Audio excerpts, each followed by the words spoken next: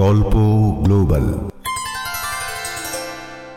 এখানে তোমার জন্য আনছি ঘরে বাইরের সেরা সব সাহিত্যিকের নানান স্বাদের চিরকালীন আর সমকালীন গল্পের সম্ভার। এখন গল্প শুনতে যদি তুমি ভালোবাসো তাহলে গল্প গ্লোবালকে সাবস্ক্রাইব করতে পারো। সেক্ষেত্রে আমাদের গল্পের সমস্ত খবর পৌঁছে যাবে তোমার কাছে, আর আমরাও পেয়ে যাব তোমার মতো একজন শ্রোতাকে। সাবস্ক্রাইব করে বেল আইকনের ওপর তোমার আঙুলটা ছুঁয়ে দাও, তাহলেই তোমার পরশ আমার প্রাণে। তোমার জন্য আজকের নিবেদন।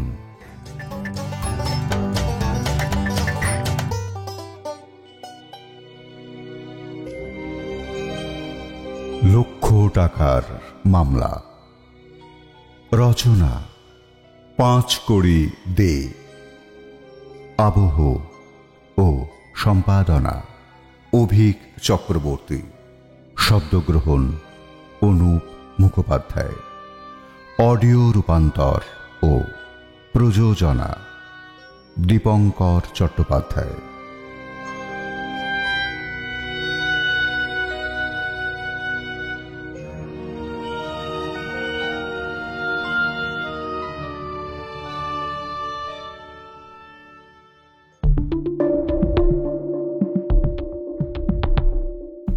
বোম্বে শহরে পথের ওপরেই একটা ছোট বাড়ির সামনে একখানা ভাঙা চেয়ারে বসে যুবক পাণ্ডুরাং অত্যন্ত মনোযোগ দিয়ে বোম্বাই সমাচার পড়ছিল। দরজার পাশেই একটা ছোট ঘর। ঘরের মধ্যে এক পাশে একটা আলমারি, মাঝখানে একটা টেবিল। টেবিলের 3 দিকে 3টে বেন্ডউড চেয়ার, আর উল্টো দিকে একটা অপেক্ষাকৃত দামি চেয়ারে একটা লোক বসে আছেন। এই ক্ষুদ্র অফিসের একমাত্র কর্মচারী পাণ্ডুরাং, যে বাইরে বসে খবরের কাগজ পড়ছে। হঠাৎ একজন গুজরাটি ভদ্রলোক এসে তার সামনে দাঁড়ালো। পাণ্ডুরাং তাড়াতাড়ি কাগজটা সরিয়ে রেখে তার মুখের দিকে তাকালো। ভদ্রলোক বললেন, ডাক্তার আছেন? আছেন, আসুন আসুন, বসুন, খবর দিচ্ছি। পাণ্ডুরাং চেয়ার থেকে উঠে লোকটিকে বসতে দিল। তারপর দ্রুত পায়ে ঘরের ভেতর ঢুকে টেবিলের উল্টো দিকে বসে থাকা লোকটিকে বলল, একজন ভদ্রলোক এসেছেন, দাঁত তুলতে চায়। দন্ত চিকিৎসক পার্সি জামশেদজি পাটেল রোজই এই চেম্বারে এসে চেয়ারে বসে রাস্তার দিকে তাকিয়ে থাকেন, কিন্তু রোগী বিশেষ জোটে না। তার ছোট ভাই দোরাবজি পাটেল ডাক্তারি পাশ করেছেন। LMS ডিগ্রি থাকা সত্ত্বেও দুঃখের বিষয় তার অবস্থাও এই একই রকম। পয়সার অভাবে এ পর্যন্ত 2 ভাইয়ের কেউই বিয়ে থা করে সংসারী হতে পারেননি। একজন খদ্দের এসেছে শুনে জামশেদজি সোৎসাহে বলে উঠলেন, আর যা যা ভেতরে নিয়ে আয়। পাণ্ডুরাং সেই গুজরাটি ভদ্রলোককে ভেতরে নিয়ে এলো। জামশেদজি খাতির করে তাকে বসতে বললেন। ভদ্রলোক না বসেই জিজ্ঞাসা করলেন, আপনি কি দাঁতের ডাক্তার জামশেদজি পাটেল? হ্যাঁ, ওটাই আমার নাম বটে। সাইনবোর্ডে আপনার নামই দেখেছিলাম। আপনি দাঁত তুলতে চান? হ্যাঁ, একটা দাঁত তুলতে চাইছি। বেশ, তবে এই চেয়ারটায় বসুন। দাঁড়ান, আগে একটা কথা জেনে নেই। আপনার সাইনবোর্ডে লেখা আছে যন্ত্রণাহীন দাঁত তোলা। হ্যাঁ, আমি সেই রকমভাবেই তুলতে চাই। তাহলে গ্যাস ব্যবহার করে তুলতে চান? আমি গ্যাস ট্যাস জানি না মশাই, যাতে দাঁত তোলার সময় ব্যথা না লাগে আমি তাই চাই। বেশ, তাই হবে। তবে 2-4 মিনিট দেরি করতে হবে। আবার দেরি কেন? কি মুশকিল? আপনাকে গ্যাস লাগাবার জন্য আর একজন ডাক্তার ডাকতে হবে। কেন, আপনি নিজে পারেন না? সেটা নিয়ম নয়, তবে বেশি দেরি হবে না, উনি কাছেই থাকেন।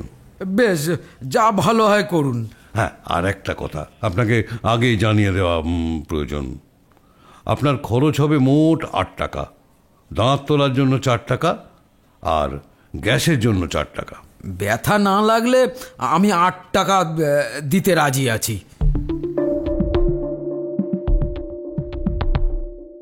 দন্ত চিকিৎসক জামশেদজি পাটেল তক্ষুনি পাণ্ডুরংকে পাঠিয়ে দিলেন ডাক্তার সাহেবকে ডেকে আনার জন্য। কিছুক্ষণের মধ্যেই ডাক্তার দোরাবজি পাটেল এসে হাজির হলেন। আগন্তুক গুজরাটি ভদ্রলোক বললেন, আপনি তাহলে কষ্ট নিবারক ডাক্তার? দোরাবজি হেসে বললেন, বর্তমানে তাই বটে। এই বলে তিনি যন্ত্রপাতি বার করে সাজাতে লাগলেন। আগন্তুক বললেন, আচ্ছা, আমার ভেতরে এই গ্যাস ঢুকে গেলে পরে কি হবে? এ যে দেখছি বেলুনের মতন ব্যাপার, কতক্ষণ গ্যাস পোড়া থাকবে? ডাক্তার দোরাবজি হেসে বললেন, 1 মিনিট মাত্র, তার মধ্যেই আপনার দাঁত তোলা হয়ে যাবে। ব্যথা লাগবে না? আহা, কি হচ্ছে না হচ্ছে আপনি কিছু জানতেও পারবেন না। তাহলেই ভালো। এই সারাদিন ঘুরে বেড়াতে হয়েছে, অনেক কাজ ছিল। এই ক্লান্ত শরীরে এখন আর ব্যথা টাথা সহ্য হবে না। আচ্ছা, আমি কি জামাটা খুলে রাখবো? বড্ড গরম হচ্ছে। আপনার আপত্তি নেই তো? কোনো আপত্তি নেই, চাইলে খুলে রাখুন। তাহলে খুলেই রাখি। কাল পোরবন্দরে যাব, সেখানেই আমার বাড়ি। জাহাজের টিকিট পর্যন্ত কেনা হয়ে গেছে। এদিকে দাঁতের যন্ত্রণাটাও চাগার দিয়েছে। এই পথ দিয়ে যেতে যেতেই আপনার সাইনবোর্ডটা দেখলাম। হ্যাঁ, এইখানে বসুন, এইখানে। হ্যাঁ, হ্যাঁ, এইরকম। আরে বাবা, এ কি আপদ! ভয় পাবেন না, এ কেবল গ্যাস মাত্র, কোনো ভয় নেই। মনে করুন আপনি ঘুমিয়ে পড়ছেন। হ্যাঁ হ্যাঁ, এই তো, এই তো। দোরাবজি সরে এলেন। তার বড় ভাই জামশেদজি দ্রুত হাতে সাঁড়াশির মতো একটা জিনিস দিয়ে দাঁতটা তুলে দিলেন। তারপর 1 গ্লাস জল হাতে নিয়ে উত্তেজিত হয়ে বলে উঠলেন, ভাইজি তাড়াতাড়ি! ডাক্তার দোরাবজি জানলার কাছ থেকে গিয়ে বাইরের দিকে তাকিয়ে দাঁড়িয়েছিলেন। দ্রুত ছুটে এসে বললেন, কি ব্যাপার? কিন্তু তাকে আর উত্তরের প্রতীক্ষা করতে হলো না। আগন্তুকের মুখের দিকে তাকিয়েই চট করে দাদার হাত থেকে জলের গ্লাসটা নিয়ে মুখে জলের ঝাপটা দিতে দিতে বললেন, ব্র্যান্ডি আছে? মুখে খানিকটা ব্রান্ডি ঢেলে দিয়ে তাড়াতাড়ি ব্যাগ থেকে একটা ওষুধ বার করে আগন্তুক গুজরাটি ভদ্রলোকের হাতের শিরায় পুশ করে দিলেন। কিন্তু কিছুতেই কিছু হলো না। শেষে একটা দীর্ঘ নিঃশ্বাস ত্যাগ করে দাদাকে বললেন, ভাইজি, দরজাটা বন্ধ করে দাও। জামশেদজি ভীতি বিস্ফারিত নেত্রে ভাইয়ের মুখের দিকে তাকালেন। দোরাবজি শুকনো চাপা গলায় বললেন, 1000-এর মধ্যে একজনেরও এরকম হয় না। অদৃষ্ট অদৃষ্ট, সবই আমাদের কপাল। এখন উপায়? পুলিশে খবর দেওয়া যায়? এখন পুলিশ মানে আমাদের সর্বনাশ। দাঁড়াও, একটু ভাবতে দাও। কিছুক্ষণ পরে বড় ভাই জামশেদজি বললেন, আচ্ছা, এ যেখানে বাসা নিয়েছে সেখানে গাড়িতে পাঠিয়ে দেওয়া যায় না? না, তাতেও বিপদ আছে। লোকটা কোথায় বাসা নিয়েছে তাও তো জানি না। আচ্ছা, আপাতত ধরো দেখি দেহটা আলমারির ভিতর রাখা যাক। পাণ্ডুরং যেন কিছু জানতে না পারে। ও এখন আমার ওখানে আছে। আমি গিয়ে 5টার পর ওকে ছুটে দিয়ে দিচ্ছি, তারপর আসছি।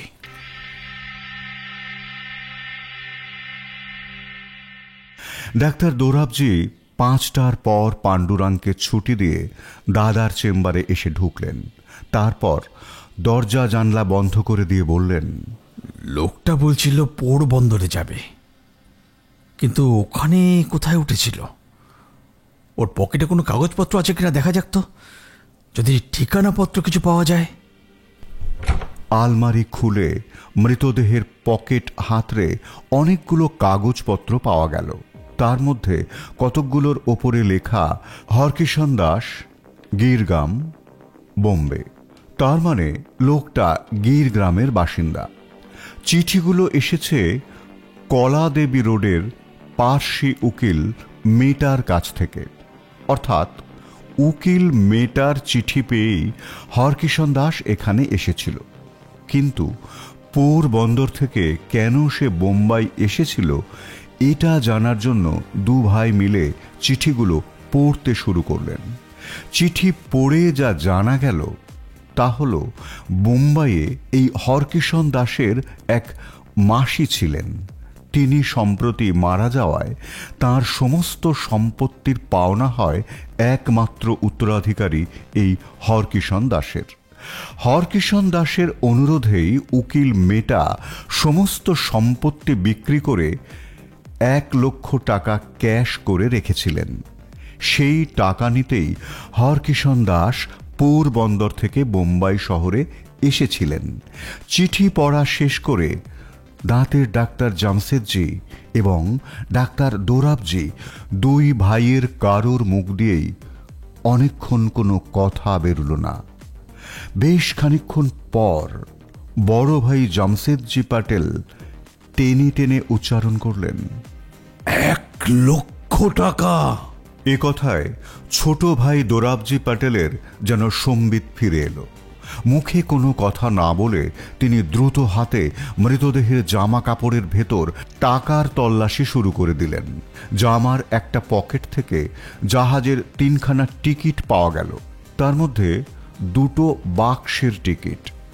বাক্স দুটো জাহাজের স্টেশনে জমা আছে, আর 1খানা যাত্রী টিকিট। বড় ভাই বললেন, তাহলে টাকা নিশ্চয়ই সেই বাক্সেই আছে। ছোট ভাই বললেন, এমন মূর্খ কেউ আছে নাকি যে 1 লক্ষ টাকা বাক্সে ভরে জাহাজের অফিসে ফেলে রাখবে? না, তাহলে এখানে যে বাসায় উঠেছে সেখানে? না, সে সম্ভাবনা কম। অচেনা বাসা। কথা বলতে বলতেই ছোট ভাই খোঁজাখুঁজি চালিয়ে যাচ্ছিলেন। হঠাৎ মৃতদেহের কোমরে হাত দিয়ে একটা লম্বা থলি দেখতে পেলেন। সেটা খুলে টেনে বার করে আনলেন।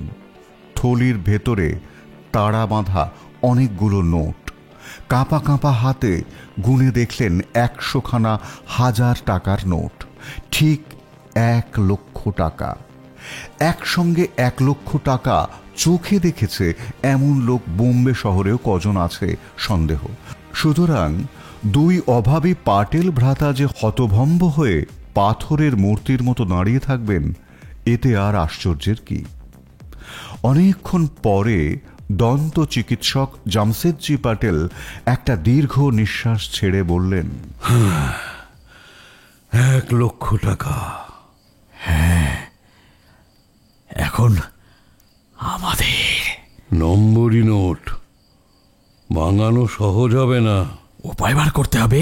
কি উপায়? সেটাই তো ভাবছি। কি ভাবছো? অর্থ লোভে অতি নিরীহ লোকও দুঃসাহসী হয়ে ওঠে।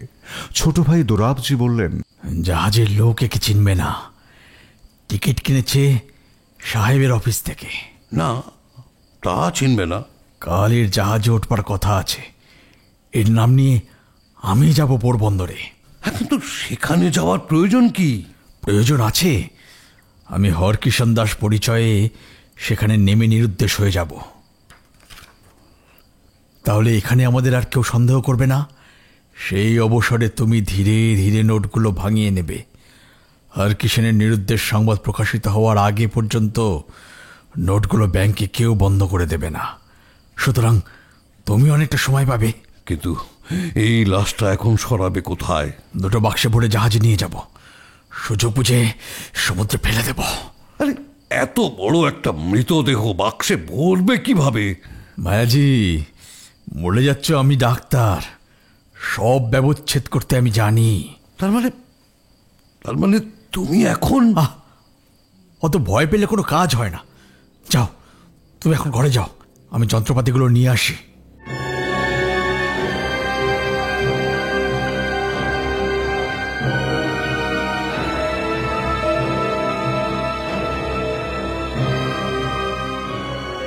পরদিন সকালে বড় ভাই যখন নিজের চেম্বারে এলেন, তখন ছোট ভাই মৃত হরকিষণ দাসের পরনের পোশাক পরে নিয়ে পুরো দস্তুর গুজরাটি হয়ে দাঁড়িয়ে আছেন। তার পায়ের কাছে 2টো বড় বড় বাক্স। সেদিকে তাকিয়ে বড় ভাই জামশেদজির বুকটা ধড়াস করে উঠল। এমনিতেই গোটা রাতটা তিনি প্রায় অনিদ্রায় কাটিয়েছেন। বললেন, শোনো, তোমার ফিরতে কতদিন লাগবে? বোধহয় মাসখানেকের মধ্যে ফিরে আসতে পারবো। পথে জাহাজ কেবল মারভি বন্দরেই একবার থামবে। তুমি কিন্তু টাকাগুলো ভাঙিয়ে ফেলবে। ব্যাংকে যাব? সবচাইতে ভালো হচ্ছে কোনো দালাল ধরে ভালো ভালো শেয়ার কিনে নাও। পরে শেয়ারগুলো বেচবার সময় যদি দাম কিছু কমও পাওয়া যায়, তাতে কিছু যায় আসবে না। জামশেদজি পাটেল ঘাড় নাড়লেন। দোরাবজি পাটেল বাক্স নিয়ে গাড়িতে উঠে জাহাজ ঘাটার দিকে রওনা দিলেন।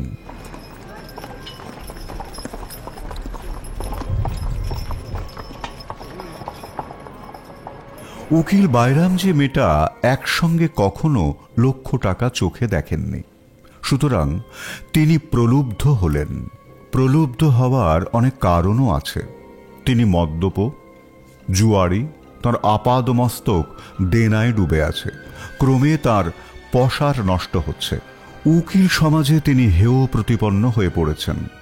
এই সময় হঠাৎ হরকিষণ দাসের বৃদ্ধা মাসির মৃত্যুতে একটা সুযোগ তাঁর হাতে এসে পড়ল। বহুকাল থেকে এই বৃদ্ধার কাজকর্ম তিনিই দেখতেন। তিনি শুনেছিলেন বৃদ্ধার একমাত্র উত্তরাধিকারী হরকিষণ দাস একজন মাতব্বর চাষা মাত্র, চাষবাস করে খায়, কখনো শহর দেখেননি, শহরে আসেননি। তাকে ঠকানো খুব একটা কঠিন কাজ হবে না। কিন্তু পরে বুঝলেন তিনি যা ভেবেছিলেন তা নয়। হরকিষণ দাস নিতান্ত সাদাসিদে লোক নয়।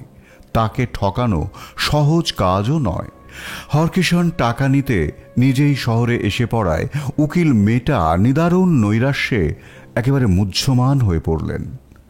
মেটা হরকিষণকে তার পাওনা 1 লক্ষ টাকা নগদ হিসেব করে বুঝিয়ে দিলেন, কিন্তু মনে মনে একটা অন্য মতলব আঁটতে লাগলেন। টাকা বুঝে নিয়ে হরকিষণ মেটার সঙ্গেই জাহাজের টিকিট কিনতে যাচ্ছিলেন। আগামীকালের জাহাজেই তিনি পোরবন্দর ফিরে যেতে চান। হাঁটতে হাঁটতে তিনি চিন্তিত মেটার দিকে তাকিয়ে বললেন, কি এত ভাবছো বলো তো উকিল? মেটা চমকে উঠে বলল, কই কিছু না, জাহাজের টিকিটের অফিস আর কত দূরে? এই তো এসে পড়েছি, ওই দেখা যাচ্ছে। জাহাজের অফিসে এসে শুনলেন সেকেন্ড ক্লাসের একটা কেবিন খালি আছে, তাতে 2 জন যেতে পারবেন। হরকিষণ দাস একটা টিকিট কিনলেন। কাউন্টার থেকে বেরিয়ে মেটা হরকিষণকে বিদায় জানিয়ে নিজের অফিসের দিকে হাঁটা লাগালেন। দুর্ভাগ্যক্রমে এই সময় হরকিষণ দাসের দাঁতের যন্ত্রণাটা চাগার দেওয়ায় তিনি দাঁতের ডাক্তার খুঁজতে লাগলেন। এদিকে মেটা কিন্তু সত্যি সত্যি নিজের অফিসে ফিরে গেলেন না। হরকিষণ দাস চোখের আড়াল হতেই তিনি আবার টিকিট কাউন্টারে ফিরে এলেন। কাউন্টারে গিয়ে বললেন, দেখুন, আমার বন্ধু চাইছেন যে ওই কেবিনে তিনি একাই থাকবেন, তাই অন্য টিকিটটাও কিনতে চাইছেন। এই বলে 2 জনের কেবিনের অন্য টিকিটটা উকিল মেটা নিজেই কিনে নিলেন। তবে পোরবন্দর পর্যন্ত যাবার ইচ্ছে তার নেই। পথে মারভি বন্দরে জাহাজ থামবে। কাজ শেষ করে তিনি সেখানেই নেমে পড়বেন। লক্ষ টাকার লোভে তিনি হিংস্র হয়ে উঠেছেন।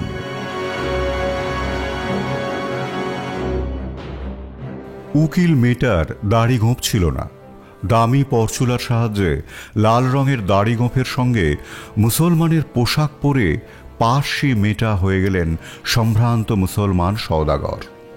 জাহাজ সকালেই ছাড়বার কথা ছিল, কিন্তু যান্ত্রিক কারণে সন্ধ্যের আগে ছাড়ল না। জাহাজ ছাড়ার সামান্য একটু আগে ছদ্মবেশী মেটা জাহাজে উঠে নির্দিষ্ট কেবিনে এসে শুয়ে পড়লেন। জাহাজের খানসামা এসে খাবারের কথা জিজ্ঞাসা করায় তিনি বললেন, পেটটা খারাপ, আজ আর কিছু খাবো না। জাহাজ ছেড়ে দিয়েছে অনেকক্ষণ। তরল অন্ধকারে সমুদ্রের নীলে সাদা ফেনার অপরূপ শোভা ফুটে উঠেছে। ক্রমে অন্ধকার নিবিড় হয়ে এলো।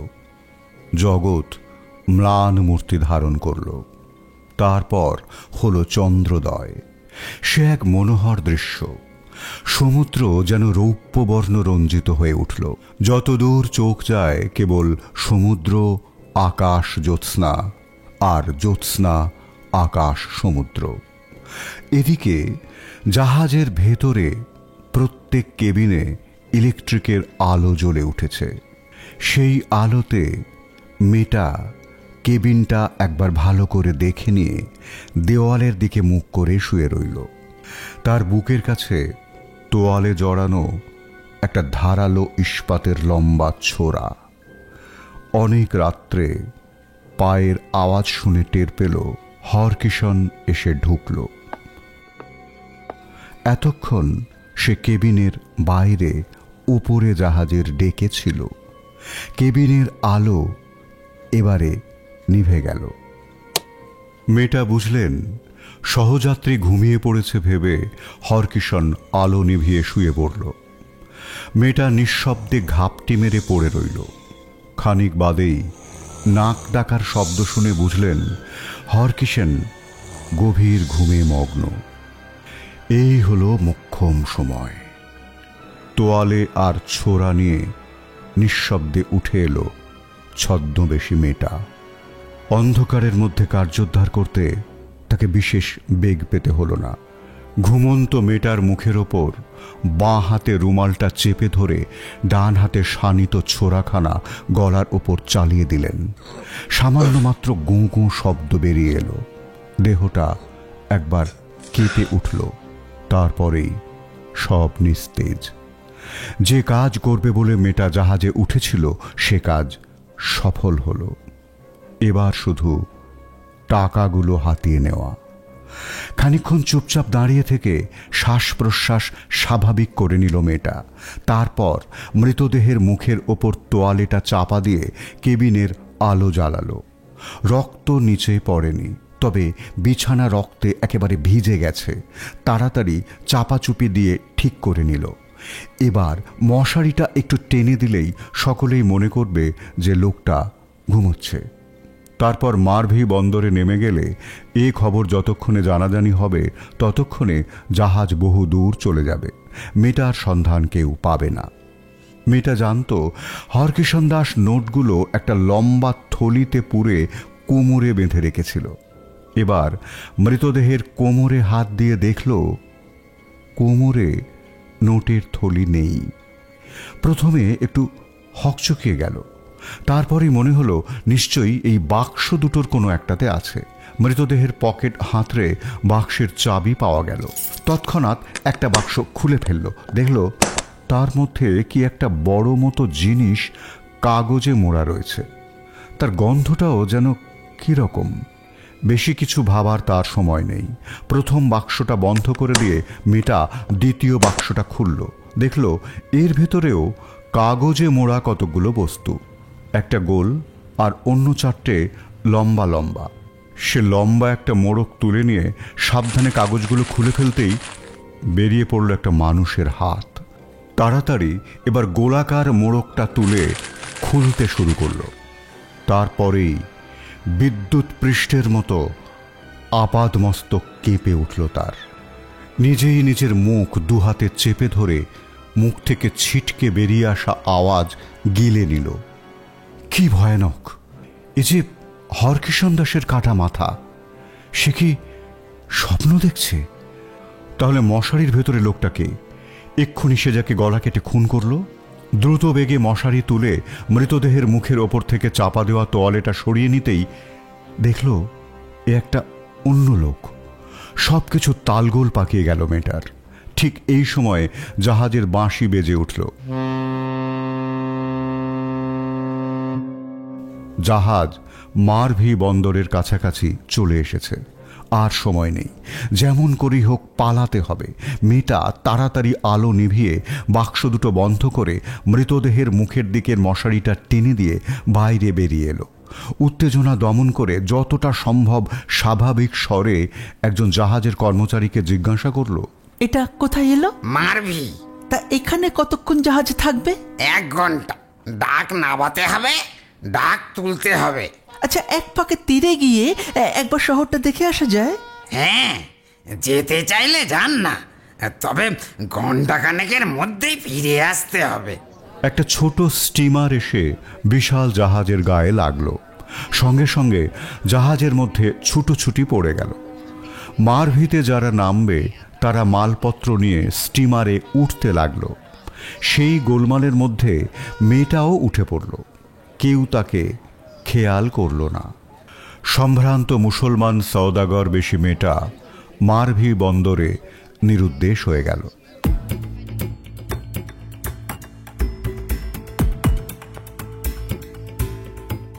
অবশেষে বোম্বে শহরে ফিরে এসে মেয়েটা খানিকটা হাঁপ ছেড়ে বাঁচল, কিন্তু 1 লক্ষ টাকার শোকটা ভুলতে পারল না।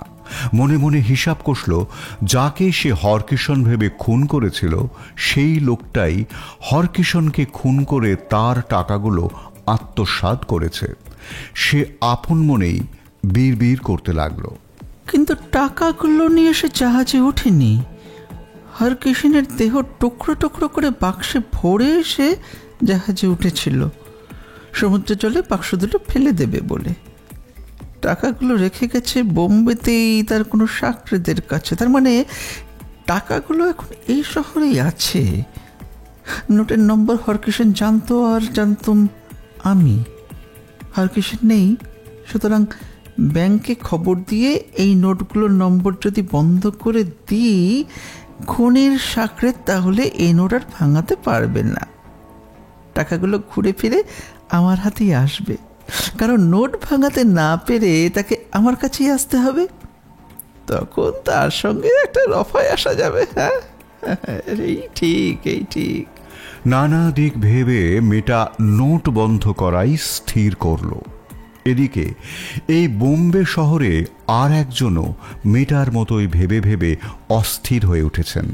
তিনি দাঁতের ডাক্তার জামশেদজি। আপন মনেই বলে চলেছেন, ভায়াজি বলে গেল পোরবন্দরে পৌঁছেই আমাকে চিঠি লিখবে। জাহাজ তো অনেক দিন হলো পৌঁছে গেছে, তাহলে এখনো কোনো চিঠি এলো না কেন? ছোট ভাই ডাক্তার দোরাবজির মতো তাঁর বুকে অত বল ছিল না, তাই প্রথম দিন নোটগুলো যেখানে লুকিয়ে রাখা হয়েছিল এখনো সেগুলো ওভাবেই রয়ে গেল।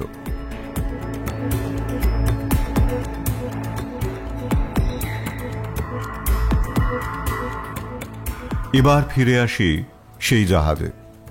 একটি বালিকা জাহাজের রেলিংয়ে বুক দিয়ে জলের দিকে তাকিয়ে সমুদ্রের ঢেউ দেখছিল। ঝোঁক সামলাতে না পেরে একেবারে সমুদ্রে গিয়ে পড়ল। মুহূর্তের মধ্যে হুলুস্থুলু পড়ে গেল। মেয়েটির মা বুক চাপড়াতে চাপড়াতে ডুকরে কাঁদতে লাগলেন। পর মুহূর্তেই আবার একবার সকলে হৈ হৈ করে উঠল। একটি যুবক জামা জুতো খুলে চক্ষের নিমেষে সমুদ্রে ঝাঁপ দিল। ক্যাপ্টেন জাহাজ থামিয়ে দিলেন। দ্রুত একখানা নৌকো নামিয়ে দেওয়া হলো। ডুবে যাওয়ার আগে যুবক বালিকাকে ধরে ফেলেছিলেন। নৌকো গিয়ে তাদের দুজনকেই তুলে নিল। মেয়েকে ফিরে পেয়ে মা তাকে জড়িয়ে ধরে কাঁদতে লাগল। জাহাজ শুদ্ধ লোক পরোপকারী যুবককে ধন্য ধন্য করতে লাগল। ক্লান্ত হয়ে যুবকটি এক জায়গায় বসে পড়লেন। কেউ একজন দৌড়ে গিয়ে কোথা থেকে তাকে একটা শুকনো কাপড় এনে দিল। এই যুবককে নিয়ে আলোচনা করেই হয়তো আজ সারাটা দিন কেটে যেত, যদি না আর একটা অস্বাভাবিক ঘটনার কথা প্রকাশ হয়ে না পড়ত। বেলা 10টা পর্যন্ত কেবিনে একজনকে শুয়ে থাকতে দেখে জাহাজের খানসামা তাকে ডাকাডাকি করেও সাড়া না পেয়ে কাছে গিয়ে মশারিটা সরাতেই ছিটকে দুহাত পিছিয়ে এলো। তারপরে চিৎকার করে উঠল। দেখতে দেখতে জাহাজময় খবরটা রটে গেল। সকলের মুখেই আত্মহত্যার কথা।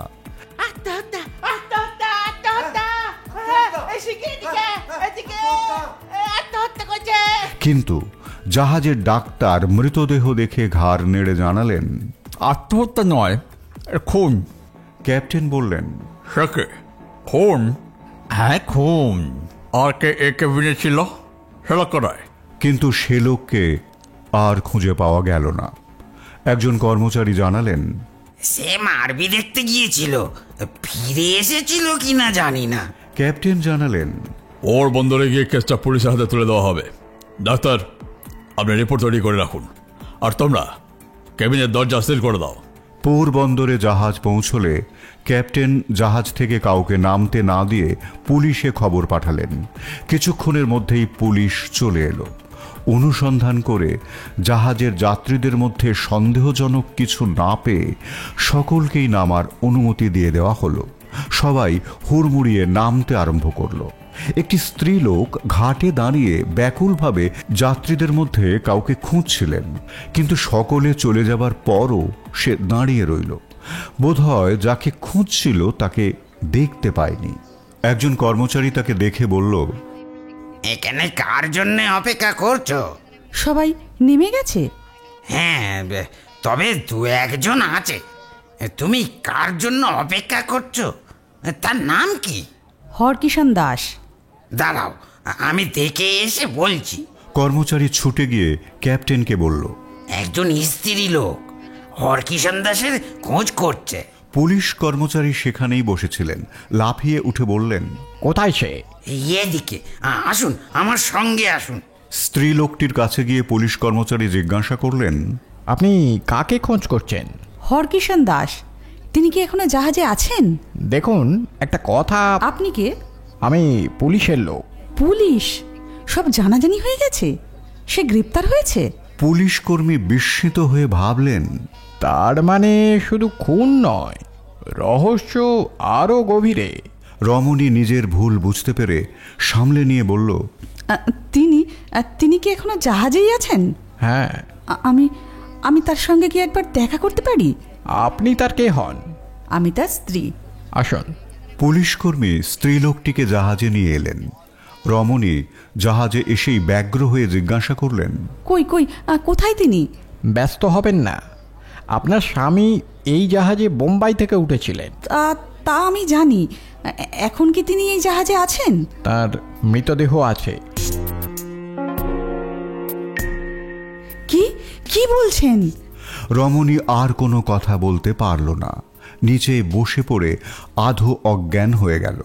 পুলিশ কর্মচারী তার চোখে মুখে জলের ঝাপটা দিয়ে খানিকটা ধাতস্থ করে বললেন, অধীর হবেন না, আসুন, আগে দেহ শনাক্ত করা দরকার।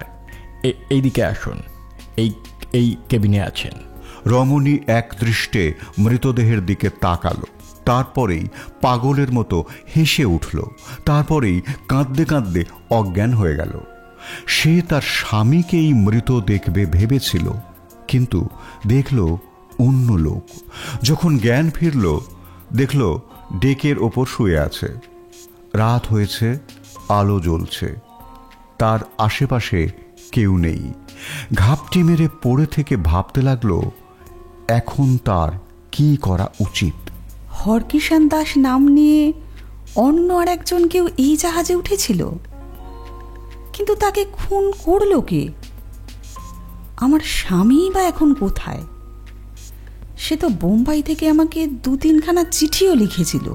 শেষ চিঠিতে জানালো কার্যোদ্ধার হয়ে গেছে, কালকের জাহাজে রওনা দেব।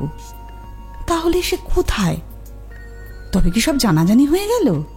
সে কি কোনো বিপদে পড়েছে? আসল ঘটনা হল, হরকিষাণ দাস যথার্থই চাষা ছিলেন। নামসই ব্যতীত আর অধিক বিদ্যা তাঁর ছিল না। তাঁর হিসাবপত্র দেখাশোনা এবং চিঠিপত্র লেখালেখির জন্য তিনি গোপাল রাম দাস নামে এক শিক্ষিত যুবককে মাইনে দিয়ে রেখেছিলেন। গোপাল রাম এবং তার স্ত্রী তুলসীবাই তাঁর বাড়িতেই থাকত। বোম্বে থেকে উকিল মেটা যখন হরকিষাণের মাসির মৃত্যু সংবাদ ও তাঁর সম্পত্তির কথা জানিয়ে চিঠি লিখল, তখন অনেক ভাবনা চিন্তা করে গোপাল রাম সে চিঠি গোপন করে ফেলল। রাতে স্ত্রী তুলসীবাইকে তার মতলবের কথা জানিয়ে বলল, অগাধ সম্পত্তি, লক্ষ টাকার কম নয়, রাতারাতি বড় লোক হয়ে যাব। হরকিষাণ দাস যদি জানতে পারে? বিন্দু বিসর্গ জানতে পারবে না, আর কিভাবেই বা জানবে? সব দিক গুছিয়ে নিয়ে গোপাল রাম মনিবের কাছ থেকে ছুটি নিয়ে মনিবেরই নাম অর্থাৎ হরকিষাণ দাস হয়ে বোম্বাই রওনা হয়ে গেল। তুলসীবাই জাহাজের ডেকে শুয়ে শুয়ে এইসব ভাবছিল। মৃত ব্যক্তিকে তার স্বামী বলে শনাক্ত করতে সে পারে না। অনুসন্ধানে সবই বেরিয়ে পড়বে। তখন সে আর তার স্বামী মিলে যে কাণ্ড করেছে তাও জানাজানি হয়ে যাবে। আশেপাশে কেউ নেই দেখে সে উঠে বসল। তারপর ধীরে ধীরে নিঃশব্দে জাহাজ থেকে নেমে গেল। কেউ তাকে লক্ষ্য করল না। হরকিষণ দাসের বাড়ি পোরবন্দর থেকে প্রায় 5 ক্রোশ দূরে। তুলসীবাই জাহাজ থেকে পালিয়ে সেই রাতেই মনিবের বাড়ি চলে গেল। হরকিষণ দাসের বাড়ির চারদিকেই তার নিজস্ব শস্যক্ষেত্র, অনেক লোকজন নিয়ে তার কাজ কারবার। সংসারে তার সম্বল একমাত্র কন্যা হিঙ্গন বাই। বহুদিন হল হরকিষণ দাসের স্ত্রী বিয়োগ হয়েছে। হিঙ্গনের বয়স এখন 16 বছর। শৈশবের অম্লান লাবণ্যটুকু এখনো যেন মুখখানাতে ফুটে আছে। যে একবার তাকে দেখে সহসা অন্যদিকে চোখ ফেরাতে পারে না।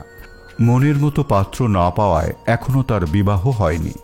গুজরাটে সাধারণত এর থেকে কম বয়সে কোনো মেয়েরই বিয়ে হয় না। এদিকে তুলসীবাই পালিয়ে আসার পর জাহাজের লোকেরা অনেক খোঁজাখুঁজি করেও তার কোনো সন্ধান পেল না। পরদিন পুলিশ মৃতদেহ এবং তার বাক্স দুটি নিয়ে গেল।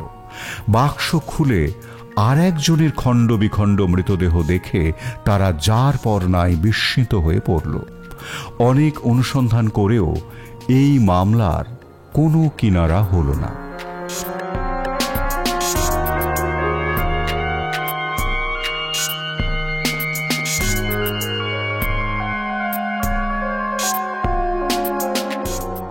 জাহাজ থেকে পালিয়ে তুলসীবাই যেদিন তার মনিব হরকিষণ দাসের বাড়িতে এলো, সেদিনই আর একজন লোকও এই বাড়িতে এসে উঠলেন। তিনি ওই জাহাজেই বোম্বাই থেকে পোরবন্দরে এসেছিলেন। জয়বন্ত লালজি ভাই, যুবক, সুপুরুষ এবং সুশিক্ষিত। হলে কি হবে, এমন অকর্মণ্য অলস প্রকৃতির লোক সংসারে বড় একটা দেখা যায় না। বোম্বাই থাকলে আরও অকর্মণ্য হয়ে যাবেন ভেবে তাঁর আত্মীয় স্বজনেরা তাঁদের পরিচিত হরকিষণ দাসের কাছে চাষবাসের কাজের জন্য একে পাঠিয়ে দিয়ে নিশ্চিন্ত হলেন। জয়বন্তের বাবা মা বেঁচে নেই, বিষয় সম্পত্তি বলেও কিছু নেই। এতদিন আত্মীয় স্বজনেরাই তাঁর খরচ জুগিয়েছেন। বোম্বাই ছেড়ে পোরবন্দরে আসতে হবে বলে জয়বন্ত মোটেই দুঃখিত হলেন না, বরং খুশিই হলেন। কারণ নতুন নতুন জায়গা দেখার ইচ্ছা তাঁর বরাবরই ছিল। তার যৎসামান্য জিনিসপত্র একটা বাক্সে ভরে তিনি জাহাজে উঠে পড়েছিলেন। আসার পথে জাহাজ থেকে জলে পড়ে যাওয়া একটি বালিকার প্রাণ বাঁচিয়ে তিনি সহযাত্রীদের ধন্যবাদ কুড়িয়েছিলেন। এই জয়বন্ত যখন হরকিষণ দাসের বাড়িতে এসে উপস্থিত হলেন, তখন তুলসীবাইয়ের স্বামী গোপালরাম ছুটি নিয়ে চলে গিয়েছিল। হরকিষণ দাস জয়বন্তকেই গোপালরামের কাজে নিযুক্ত করে নিলেন।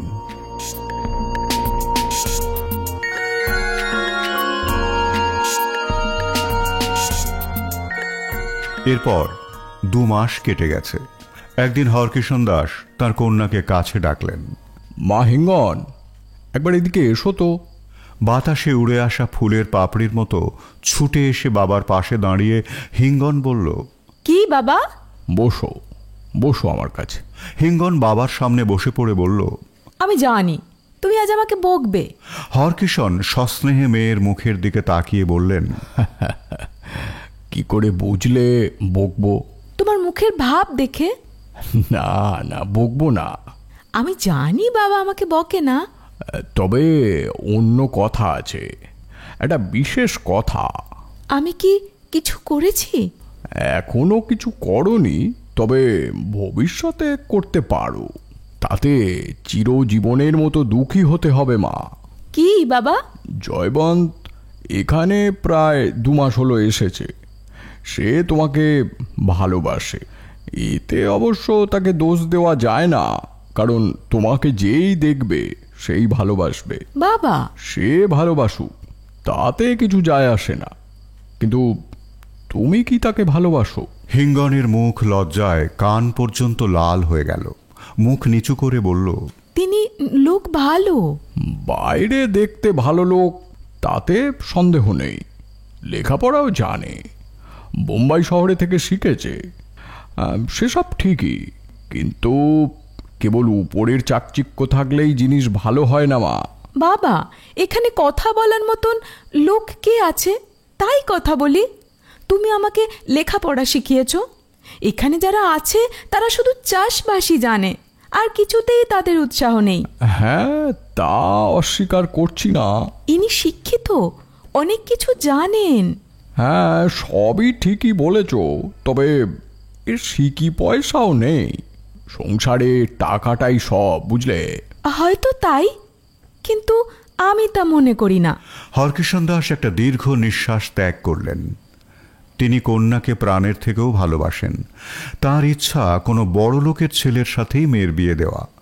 বাবাকে বিষণ্ণ দেখে মেয়ে বলল, বাবা, তুমি তো তাকে খুব ভালোবাসো।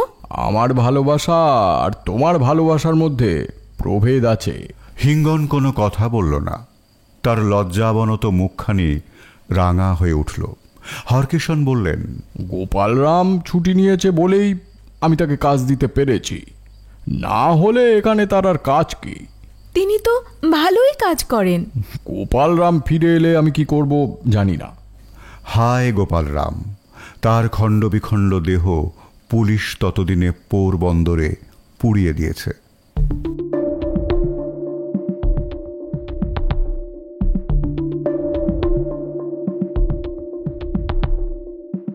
প্রায় 3 মাস হয়ে গেল। তুলসীবাই তার স্বামী গোপালরামের কোনো খবর পেল না। ক্রমে তার ধারণা হলো তার স্বামী আর জীবিত নেই। মনোবেদনা অসহনীয় হয়ে উঠেছে, অথচ মুখ ফুটে কিছু বলার উপায় নেই। সারাদিন নির্জনে সে নিজের সঙ্গেই নিজে কথা বলে। বেঁচে থাকলে সে যেখানেই থাকতো আমাকে ঠিক খবর দিত। সে লিখেছিল 1 লক্ষ টাকা তার হস্তগত হয়েছে। নিশ্চয়ই অন্য কেউ তাকে খুন করে সে টাকা আত্মসাৎ করেছে। আমার স্বামীর নাম ধরে আর একজন লোক জাহাজে আসছিল। সে কে?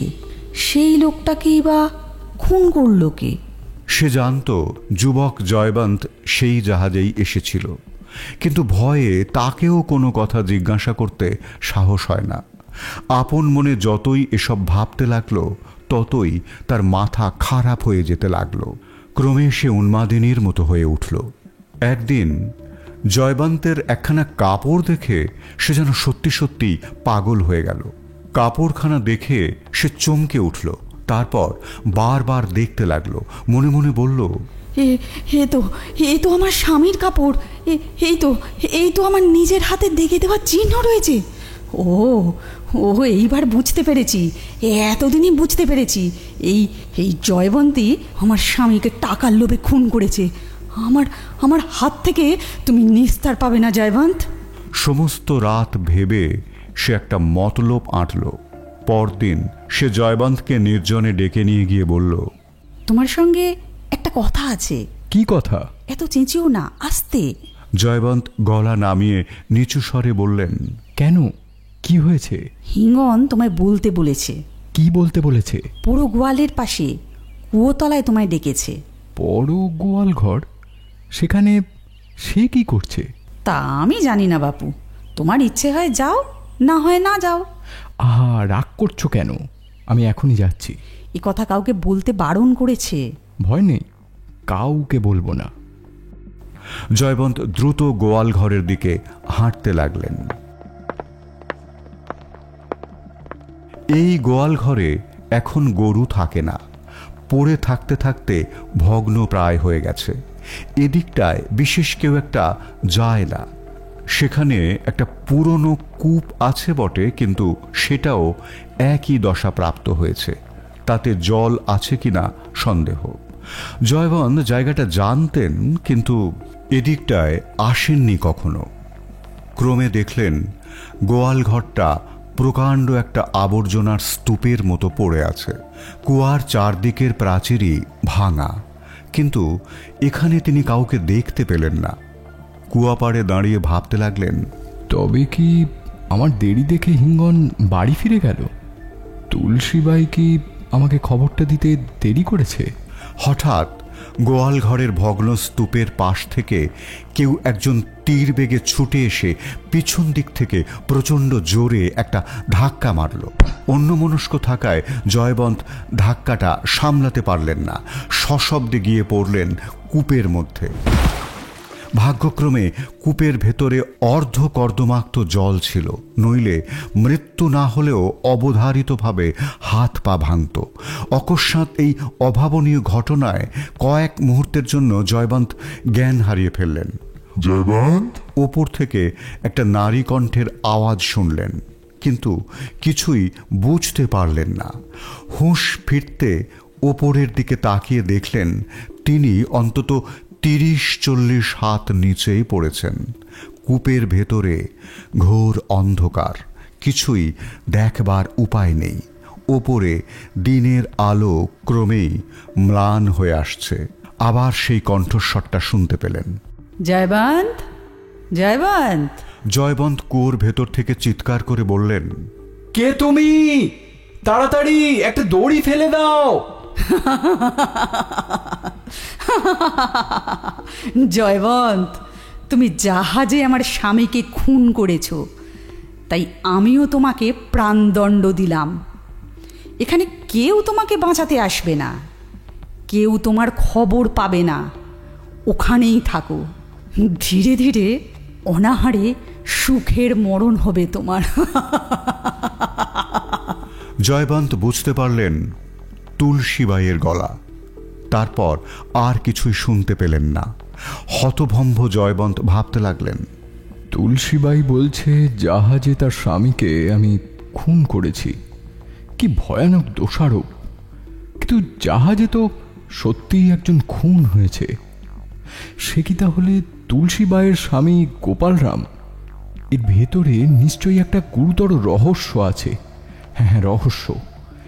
এ যাত্রায় যদি বাঁচতে পারি তাহলে এ বিষয়ে আলোচনা করার অনেক ফুরসত পাব।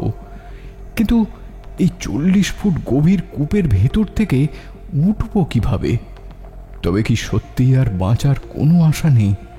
সত্যি বদ্ধ কূপের ভেতরেই অনাহারে পচে মরতে হবে?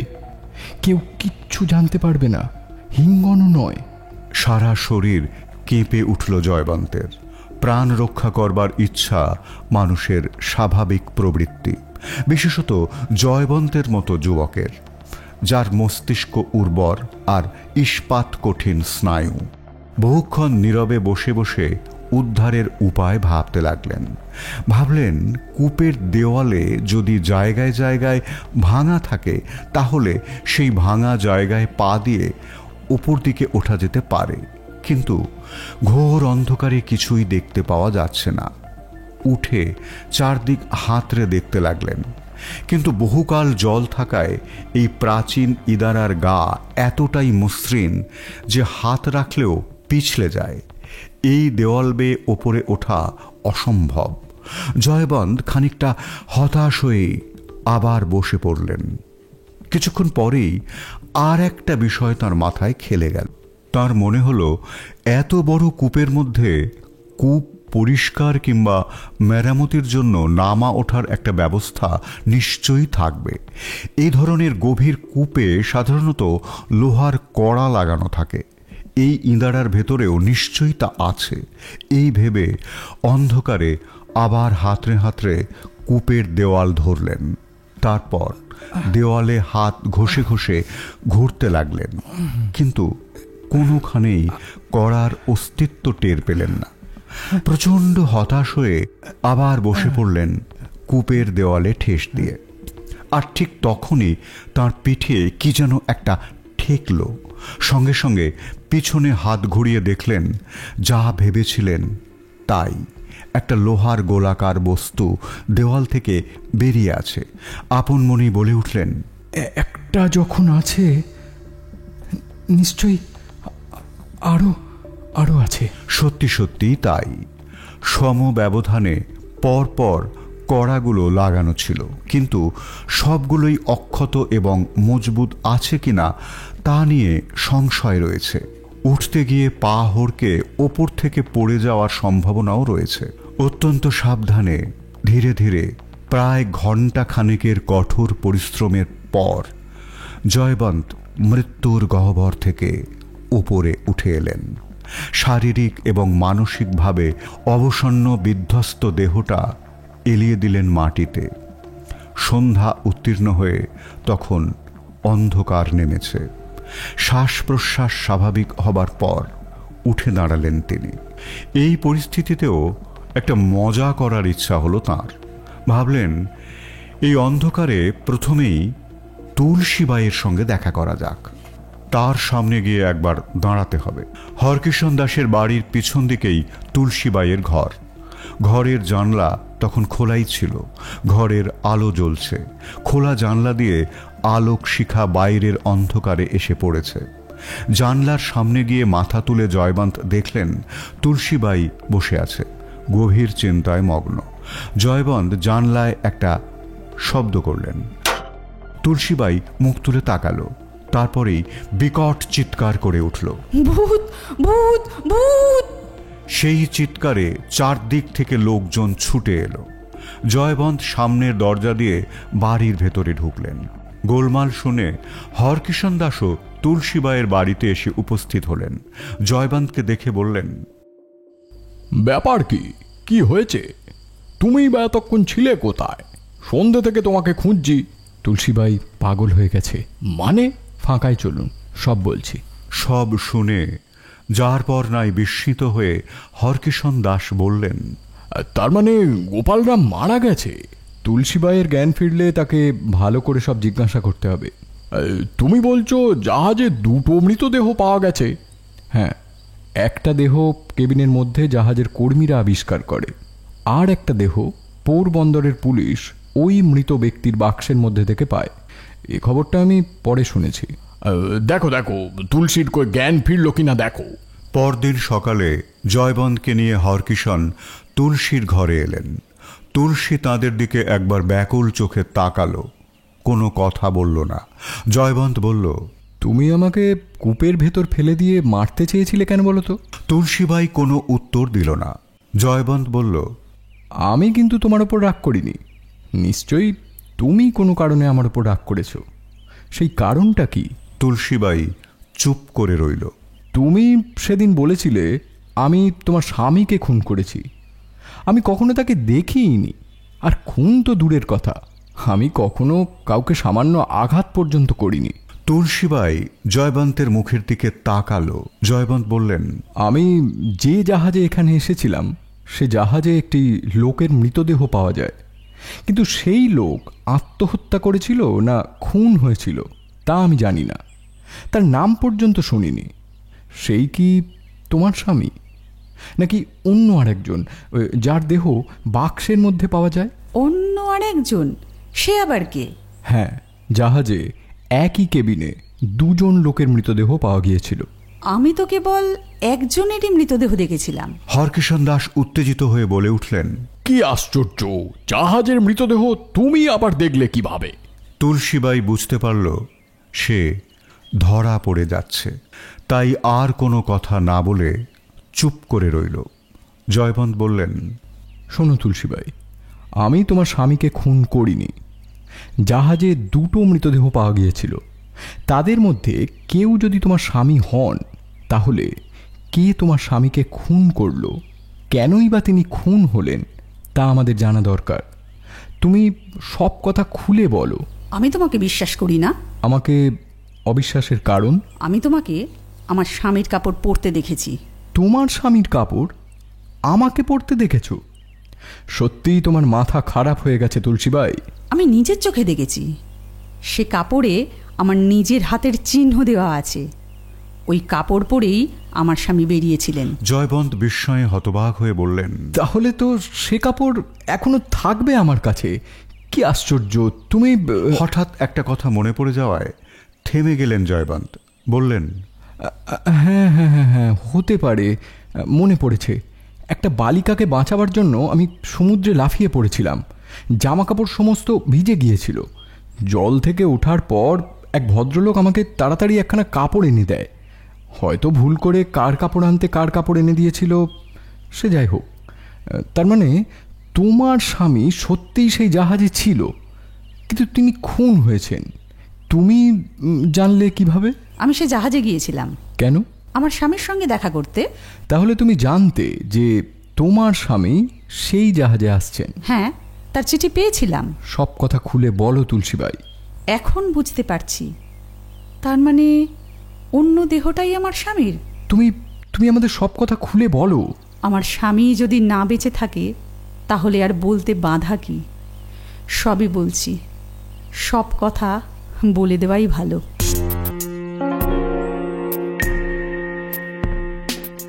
হরকিষণ দাস এতক্ষণ নীরবে সব শুনছিলেন। তুলসীবাইয়ের কথা শেষ হবার পর তিনি রাগে কাঁপতে লাগলেন। 1,00,000 টাকা জীবনে কখনো চোখেই দেখেননি। তাঁর বিশ্বাসী কর্মচারী গোপাল দাস সেই টাকা চুরি করল। কোনো কথা না বলে তিনি বাইরে চলে এলেন। পিছন পিছন জয়বন্ত এলেন। হরকিষণ চিৎকার করে উঠলেন, যত সব চোর, বদমাশ, জালিয়াত! আপনার হয়ে এ বিষয়ে অনুসন্ধানের ভার আমাকে দেবেন। অনুসন্ধান? হ্যাঁ, আপনার তো লাখ টাকা চুরি গেছে। তা তো গেছেই। এই টাকা এখন কার কাছে আছে আমি তার অনুসন্ধান করব। তুমি কি করতে চাও?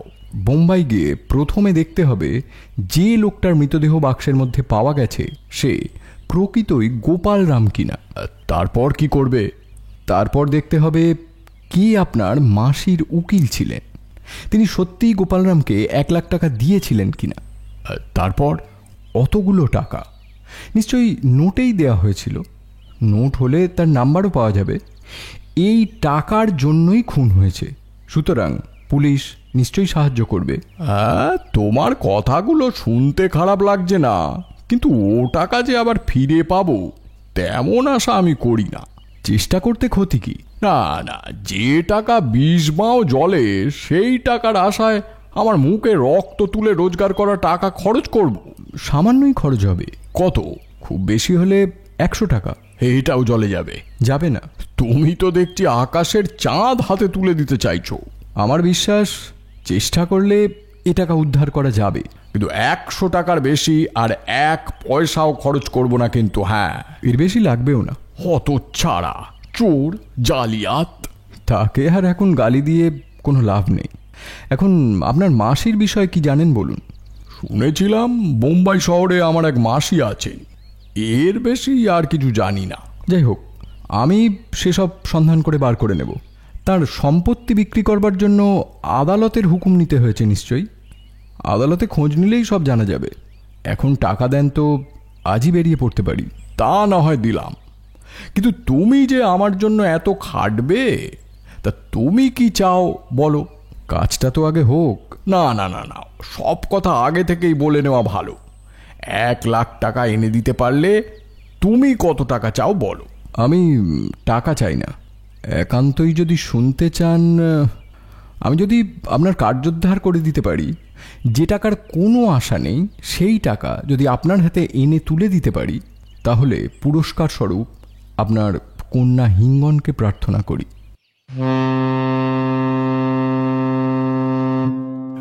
সেই দিনই জয়বন্ত পোরবন্দরে এলেন। যে দুটি মৃতদেহ জাহাজে পাওয়া গিয়েছিল তাদের সম্পর্কে খোঁজ নিতে প্রথমেই থানায় গেলেন। বুঝলেন পোরবন্দরের পুলিশ এ বিষয়ে কিছুই করে উঠতে পারেনি। শেষে 2 মৃতদেহেরই ছবি তুলে বোম্বাই পুলিশকে পাঠিয়ে দিয়েছেন। জয়বন্ত আসল ব্যাপারে পুলিশকে এক্ষুনি কিছুই জানালেন না, তবে অসাধারণ দক্ষতায় ইন্সপেক্টরের সাথে ভাব জমিয়ে নানান অজুহাতে ছবি দুখানার একটা করে কপি জোগাড় করে নিলেন।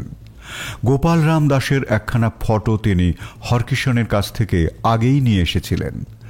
পরে মিলিয়ে দেখে বুঝলেন যথার্থই হতভাগ্য গোপাল রামই খুন হয়েছে। মনে মনে ভাবতে লাগলেন, কোনো লোক টাকার লোভেই গোপাল রামকে খুন করেছিল, তারপর তার মৃতদেহ সরাবার জন্য বাক্সবন্দি করে জাহাজে আনছিল। ঘটনাচক্রে তার কাছে যে টাকা আছে এটা আরও একজন জেনে যায় এবং গোপাল রামের খুনিকে সেই খুন করে মারভি বন্দরে নেমে যায়। অর্থাৎ টাকা এখন তার কাছেই আছে। যাই হোক, বোম্বে না গেলে কিছুই সন্ধান করা যাবে না। বোম্বাই পৌঁছে জয়বন্ত প্রথমেই আদালতে অনুসন্ধান করলেন। ক্রমে জানতে পারলেন যে সেই বৃদ্ধা মাসির একমাত্র উত্তরাধিকারী হচ্ছেন পোরবন্দরের হরকিষণ দাস এবং এই মাসির উকিল হচ্ছেন মেটা। অনুসন্ধানে আরও জানলেন যে হরকিষণ দাসের হয়ে মেটা আদালতের অনুমতি নিয়ে সমস্ত সম্পত্তি বিক্রি করেছেন। জয়বন্ত ভাবলেন, এখন এই উকিল মেটার সাথে দেখা করে তাকে সব কথা জিজ্ঞাসা করা যায়, কিন্তু সে নিজেই যদি এই চক্রান্তের সাথে জড়িত থাকে, না, প্রথম থেকে সাবধান হওয়াই ভালো। জয়বন্ত প্রথমে বাইরে থেকে মেটার অফিসটা দেখলেন, তারপর একটা চিঠি লিখলেন। মহাশয়, শুনিলাম আপনি একজন কিরানি খুঁজিতেছেন। আমি একটু আইন শিখিতে ইচ্ছা করি। আপনি যদি আমাকে আপনার অফিসে রাখেন, তাহলে আমি বিনা মাহিনায় আপনার কিরানির সমস্ত কার্য করিয়া দিতে প্রস্তুত আছি।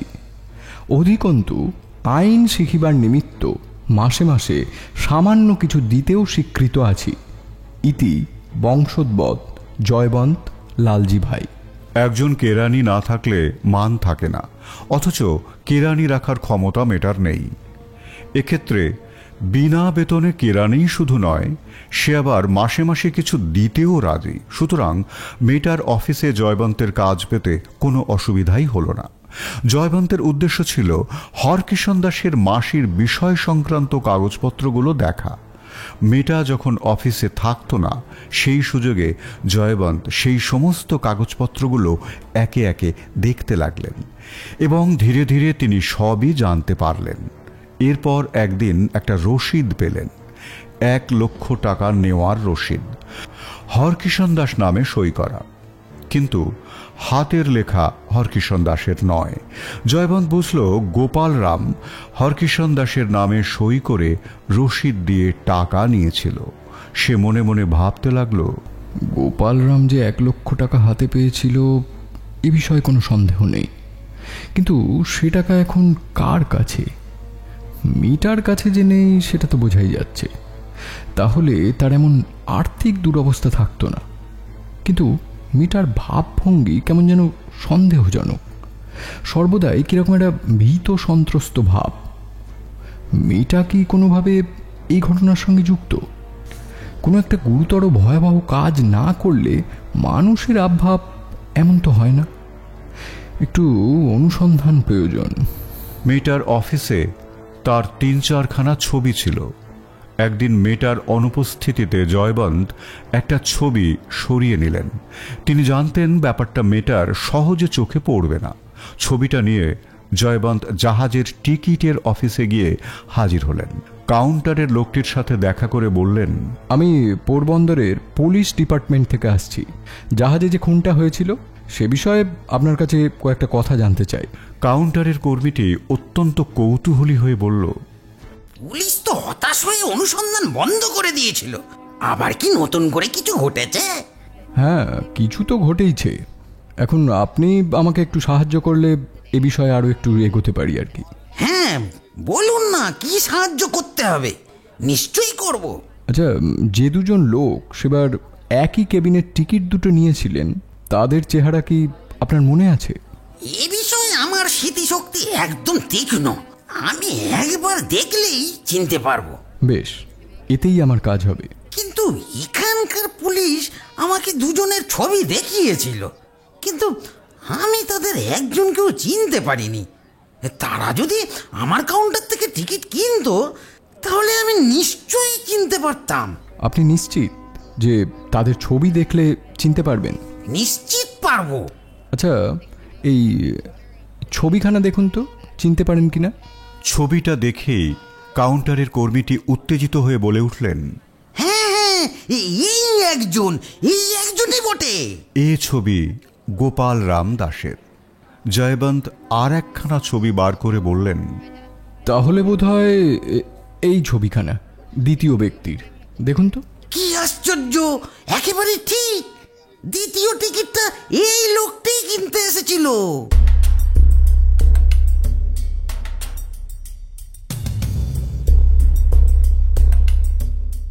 এই ছবিখানা উকিল বাইরামজি মেটার। জয়বন্ত বাসায় ফিরে এলেন। অনেক ভাবনা চিন্তা করে একটা পরিকল্পনা ছকে নিলেন। তারপর আবার বেরিয়ে পড়লেন। প্রথমেই বাজার থেকে একটা হাতকড়ি কিনে নিলেন। পোরবন্দর থেকে আগেই একটা পিস্তল কিনে নিয়েছিলেন। 1 লক্ষ টাকা এবং তারই জন্য দুটো খুন, সুতরাং বিপজ্জনক মামলা। সশস্ত্র হয়ে থাকাটাই বুদ্ধিমানের কাজ বলে মনে করেছিলেন। পিস্তলটি সবসময় সঙ্গেই থাকত, এখনো আছে। পরিকল্পনা মাফিক মেটার অফিসে গিয়ে ঢুকলেন।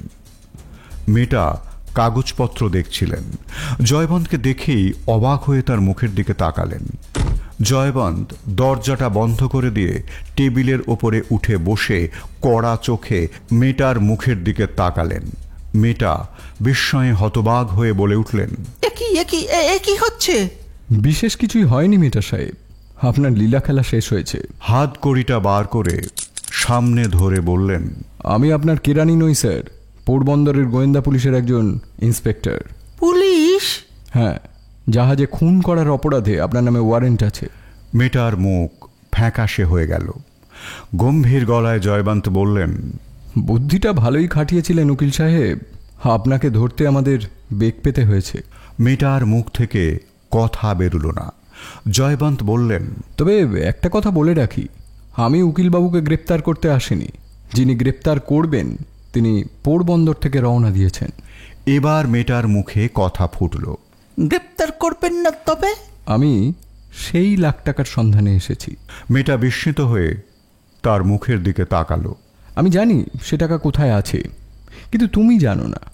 তাই আমাদের মধ্যে একটা রফা হতে পারে। কি রফা? এ পর্যন্ত যা যা ঘটেছে সব যদি আমাকে তুমি সত্যি কথা খুলে বলো, তবে আমি তোমাকে পালাতে সময় দিতে পারি। আপনাকে বিশ্বাস করব কিভাবে? বিশ্বাস করতে হবে, কারণ এটাই তোমার বাঁচার উপায়। তবে এরপর যদি তুমি আবার আমার হাতে ধরা পড়ো, তাহলে সে দোষ আমার নয়। বলছি সব বলছি। হ্যাঁ, সেটাই বুদ্ধিমানের কাজ। বলো।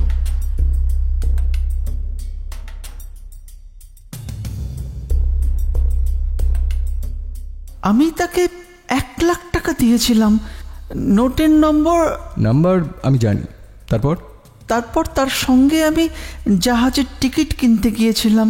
এসবই আমি জানি। তারপর টিকিট নিয়ে হরকিষাণ দাস চলে গেলে আমি সেই কেবিনের অন্য টিকিটখানা কিনি। হরকিষাণ দাস তখন কোথায় চলে গেল? সেটা আমি ঠিক জানি না, তবে আগে আমাকে একবার দাঁতের ব্যথার কথা বলেছিল। আমি তাকে ডাক্তারের কথা বলেছিলাম। কোন ডাক্তার? কোনো ডাক্তারের নাম বলিনি, বলেছিলাম ব্যথা হলে দেখিয়ে নেওয়া ভালো। হরকিষাণ দাসের নাম ভাঁড়িয়ে আসা গোপালরাম চলে যাবার পর মেয়েটা যা যা করেছিল সমস্তই জয়বন্তকে বলল। তার কথা শেষ হলে জয়বন্ত বলল, তাহলে তুমিই নিশ্চয়ই নোট বন্ধ করেছিলে?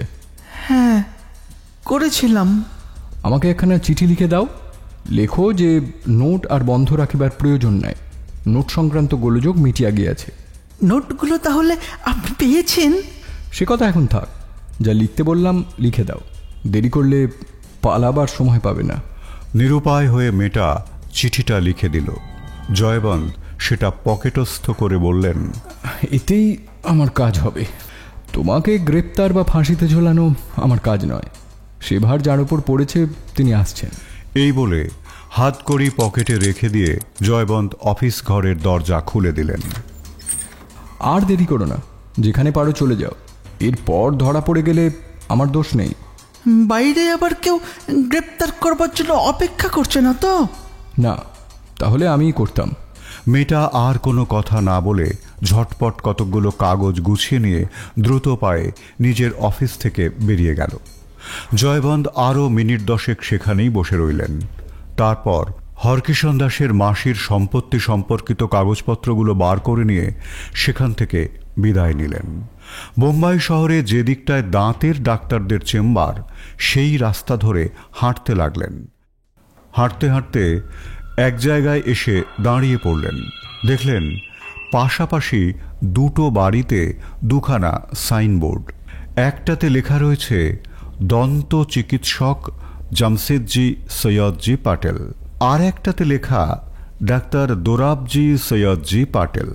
সাইনবোর্ড দুটো দেখে তার মাথায় একটা ভাবনা খেলে গেল। পোরবন্দরের পুলিশ ইন্সপেক্টর জানিয়েছিলেন বাক্সবন্দি মৃতদেহ মনে হয়েছিল সম্ভবত কোনো ডাক্তারের হাতেই দেহটা কাটা হয়েছিল। এখানে দেখছি দাঁতের ডাক্তারের পাশেই ডাক্তারের চেম্বার। নাম দেখে মনে হচ্ছে দুই ভাই, হয়তো এরা কিছুই জানে না, তবুও একটু বাজিয়ে দেখতে ক্ষতি কি। গতকাল রাত হয়ে গিয়েছিল বলে আর ডাক্তারের সঙ্গে দেখা করতে যাননি। আজ সকালে বেরিয়ে জয়বন্ত প্রথমেই গেল ডাক্তার দোরাবজির চেম্বারে। দেখলেন ডাক্তারের চেম্বার বন্ধ। আশপাশের লোকজনেদের জিজ্ঞাসা করে জানতে পারলেন অনেক দিন হলো ডাক্তার বিদেশে গেছেন। কোথায় গেছেন তা এরা কেউ জানে না। তবে ডাক্তারের ভাই দন্তচিকিৎসক জামশেদজির কাছে গেলে তিনি বলতে পারবেন। জয়বন্ত মনে মনে ভাবলেন, অর্থাৎ গন্ডগোল কিছু একটা আছে। এখন ভাই কি বলেন দেখা যাক। তবে দন্ত চিকিৎসক জামশেদজির কাছে যাওয়ার আগে জয়বন্ত একজন লোককে বললেন, বহুদিন আগে পাটেল সাহেবের সঙ্গে আমার পরিচয় হয়েছিল। এই পাটেলই আমার সেই পরিচিত বন্ধু পাটেল সাহেব কিনা ঠিক বুঝতে পারছি না। আচ্ছা, একে দেখতে কেমন বলুন তো? লোকটি ডাক্তারের চেহারার বর্ণনা দিল। জয়বন্ত পকেট থেকে জাহাজে খুন হওয়া ব্যক্তিটির মুখের ছবিটা বার করে লোকটিকে দেখিয়ে বললেন, আচ্ছা, এই দেখুন তো, ইনি কিনা? হ্যাঁ হ্যাঁ, এই লোকটাই তো প্যাটেল সাহেব। ওই তো ওনার বড় ভাই যাচ্ছেন। উনি এই সময় রোজ বাড়ি যান, ওনাকেই জিজ্ঞাসা করুন না। না থাক, ওনার সঙ্গে আমার আলাপ নেই। এই বলে জয়বন্ত সেখান থেকে চলে গেলেন। মনে মনে ভাবলেন, চেম্বারে এখন দন্ত চিকিৎসক মশাই নেই। যাক, ভালোই হলো। কর্মচারীটারই নিশ্চয়ই কেউ থাকবে। আরও কোনো তথ্য পাওয়া যায় কিনা দেখা যাক। এই ভেবে জয়বন্ত দাঁতের ডাক্তারের চেম্বারে গিয়ে ঢুকলেন। সেখানে কর্মচারী সেই যুবক পাণ্ডুরাং বসেছিল। ডাক্তার সাহেবকে দাঁত দেখাবো। হে, ডাক্তার এই মাত্র বাড়ি চলে গেলেন, আর একটু আগে এলেই দেখা হয়ে যেত। কি মুশকিল, একটু একটু আগে এলেই হতো। এই দেখুন না, ছুটতে ছুটতে আসছি, হাঁপিয়ে গেছি। একটু একটু বসবো? হ্যাঁ হ্যাঁ, বসুন না।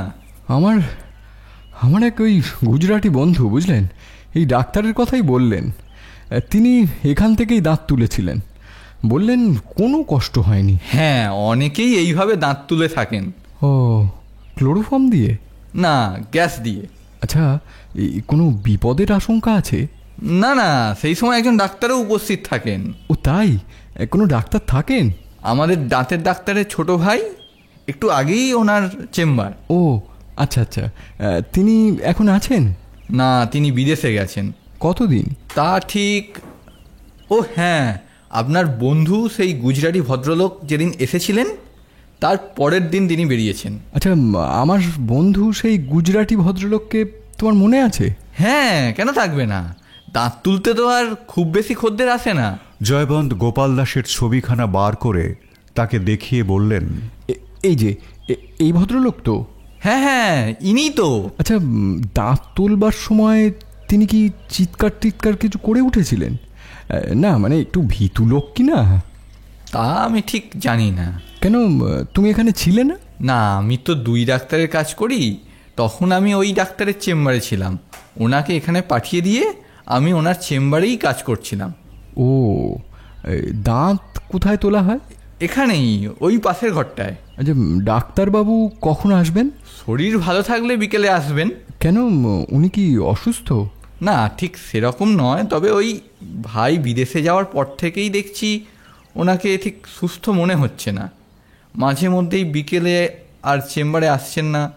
তবে আপনি যদি বিকেলে আসেন আমি তাকে খবর দিয়ে রাখবো। হ্যাঁ, আমি আসবো। কটার সময়? 5টা নাগাদ যদি আসি? হ্যাঁ, আসুন, বলে রাখবো। আমি অবশ্যই আসবো।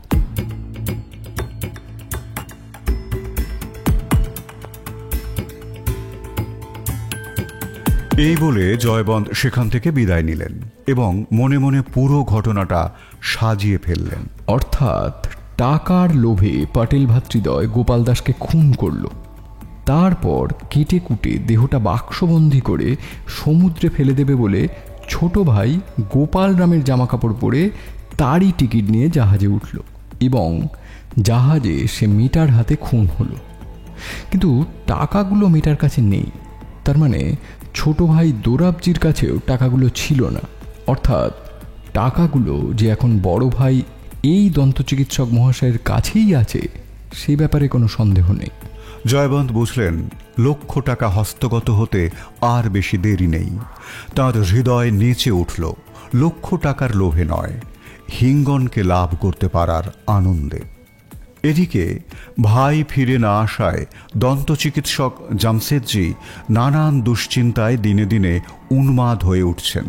তার আহার নিদ্রা প্রায় বন্ধ হতে বসেছে। তার এই শারীরিক এবং মানসিক পরিবর্তন সকলেরই চোখে পড়ছে। পরিচিতদের ধারণা তিনি কোনো কঠিন অসুখে পড়েছেন। আজকাল তিনি প্রায় বিকেলে আর চেম্বারে আসেন না। আজও আসার ইচ্ছে তার ছিল না, কিন্তু তার কর্মচারী পাণ্ডুরাং খবর পাঠিয়েছে বিকেলে একজন দাঁত তুলতে আসবে। একদিন তেমন একটা উপার্জন হয়নি, ধারধর করে কোনো গতিকে চলছে। ভয়ে সেই 1 লক্ষ টাকা থেকে একটা নোটও তিনি ভাঙাতে পারেননি। তাই রোগী আসবে শুনে তিনি একটু আগে আগেই ফিটফাট হয়ে চেম্বারে চলে এলেন। পাণ্ডুরাংকে বললেন, কই, কখন আসবে বলেছে? 5টার সময় আসবে বলেছে। দাঁত তুলবে? হ্যাঁ, তার বন্ধুই তাকে আপনার কথা বলেছেন। বন্ধু? হ্যাঁ, সেই যে গুজরাটি ভদ্রলোক, সেই যার দাঁত তোলার পরদিন ডাক্তার সাহেব বিদেশে গেলেন, সেই বন্ধু। পাটিল সাহেব কোনো ক্রমে নিজেকে সামলে নিলেন। তার গলা শুকিয়ে গেল। শুকনো গলায় জিজ্ঞাসা করলেন, তিনি কি বললেন? বললেন তো তার সেই গুজরাটি বন্ধু আপনার অনেক প্রশংসা করেছেন। যার মৃত খণ্ডবিখণ্ড দেহ বাক্সবন্দি করা হয়েছিল সেই গুজরাটি বন্ধু তার প্রশংসা করেছে। তার সর্বাঙ্গ কাঁপতে লাগল। অতি কষ্টে সংযত স্বরে বললেন, এই ভদ্রলোক তারই বন্ধু? হ্যাঁ, তার বিষয়ে অনেক কথা জিজ্ঞাসা করছিলেন। তার একখানা ছবিও আমাকে দেখালেন। জামশেদজির পায়ের তলার মাটি যেন দুলে উঠল। বোধহয় পড়েই যাচ্ছিলেন। কোনো ক্রমে টেবিলটা দুহাতে ধরে নিজেকে সামলে নিয়ে বললেন,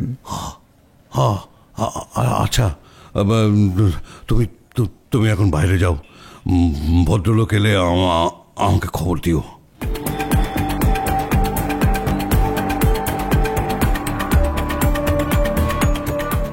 পাণ্ডুরাং বেরিয়ে গেল। ঘরের দরজা বন্ধ করে দিয়ে পাটিল সাহেব ভাবতে লাগলেন, পালাবার চেষ্টা করা এখন বৃথা। পুলিশ নিশ্চয়ই এই বাড়ির উপর নজর রেখেছে, আর পালিয়ে লাভটাই বা কি? এই যন্ত্রণা তো সহ্য হয় না, এর থেকে ফাঁসি ভালো। এরপরেই মত বদলে ফেললেন। ঠিক করলেন আত্মহত্যা করবেন, তবে তার আগে পুলিশকে সব কথা লিখে তিনি জানিয়ে যাবেন। ঘরের কোণে ছোট একটা লোহার সিন্দুক ছিল, সেটা খুলে একতাড়া নোট বার করে টেবিলের ওপর রাখলেন। সেই লাখ টাকার নোট। নোটগুলোর দিকে তাকিয়ে তার সর্বাঙ্গ শিউরে উঠল। কাগজ কলম বার করলেন, কিন্তু হাত এতই কাঁপতে লাগল যে একটা লাইনও লিখতে পারলেন না। নোটগুলো একটা খামে ভরে ওপরে লিখলেন, পুলিশ কমিশনার, বোম্বাই। এরপর পাণ্ডুরাংকে বিদায় করবার জন্য ডেকে বললেন, শোনো, তুমি মার্কেটে গিয়ে মোডি কোম্পানি থেকে এক ফাইল স্পিরিট নিয়ে এসো তো। পাণ্ডুরাং চলে যাবার পর জামশেদজি আবার দরজা বন্ধ করে দিলেন। টেবিলের ড্রয়ার টেনে একটা ধারালো ছুরি বার করে নিলেন, কিন্তু হাতটা বড্ড কাঁপছে। ছুরিখানা হাত থেকে প্রায় পড়ে যাবার উপক্রম হলো। টেবিলের ওপর হাতটা রাখলেন। আত্মহত্যা বলা যত সহজ, করা তত সহজ নয়।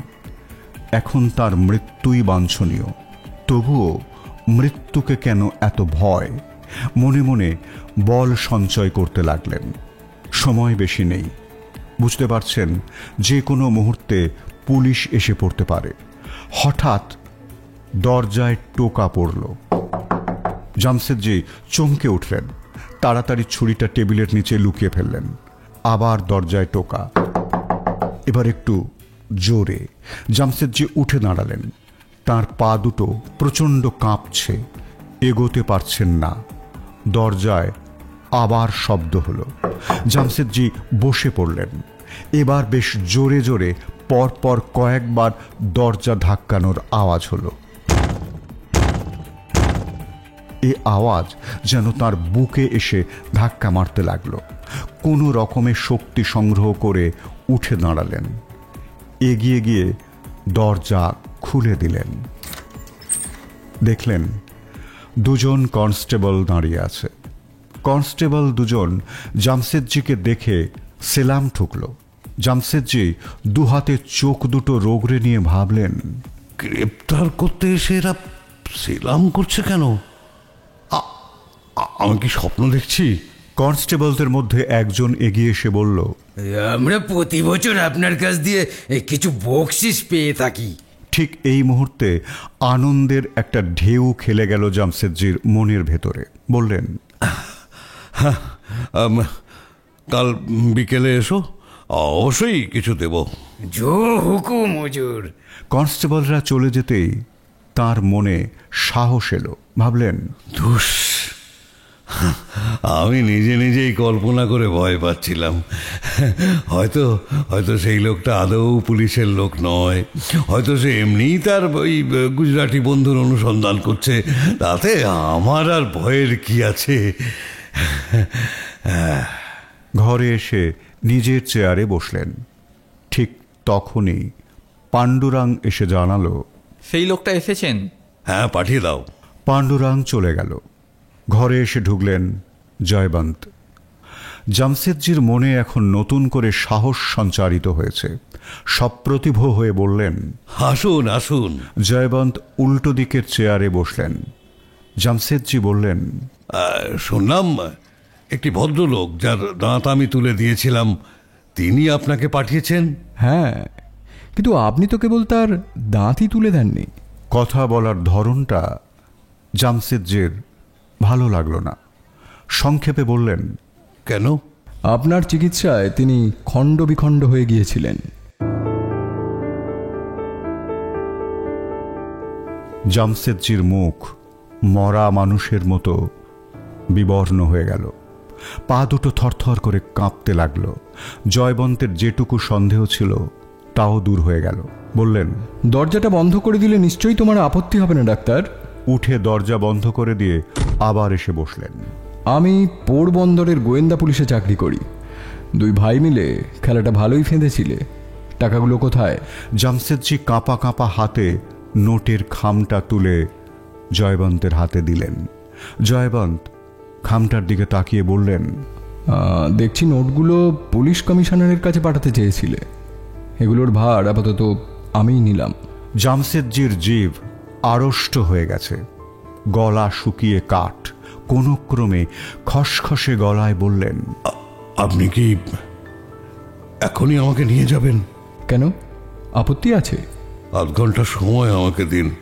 আমার আত্মীয়দের কাছে দুটো চিঠি লিখব। বেশ, কোনো চালাকি করবার চেষ্টা করবে না। আমি বাইরে অপেক্ষা করছি।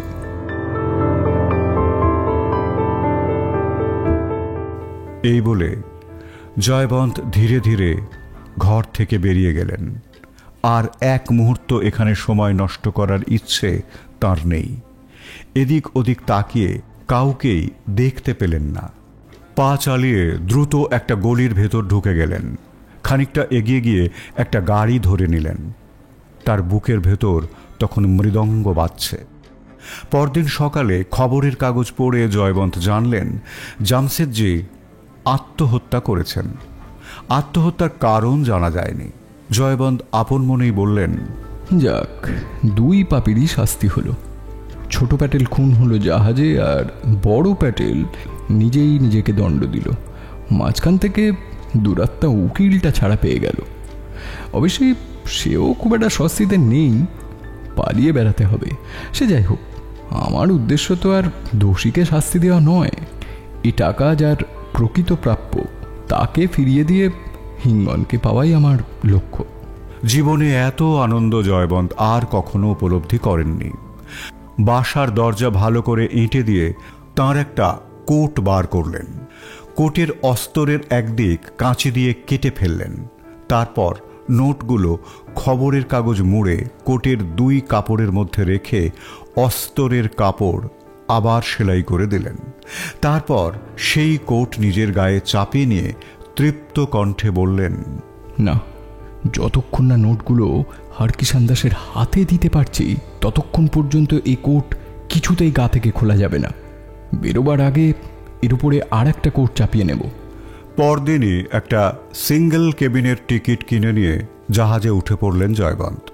যথাসময়ে জাহাজ ছেড়ে দিল।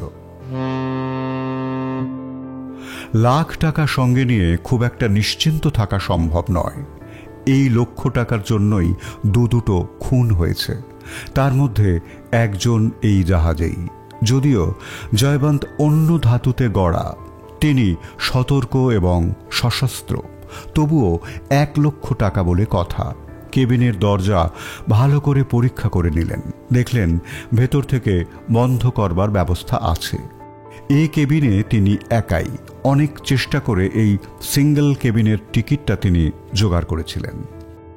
কেবিনের বাইরে জাহাজের সহযাত্রীদের খুব ভালো করে পর্যবেক্ষণ করে নিলেন।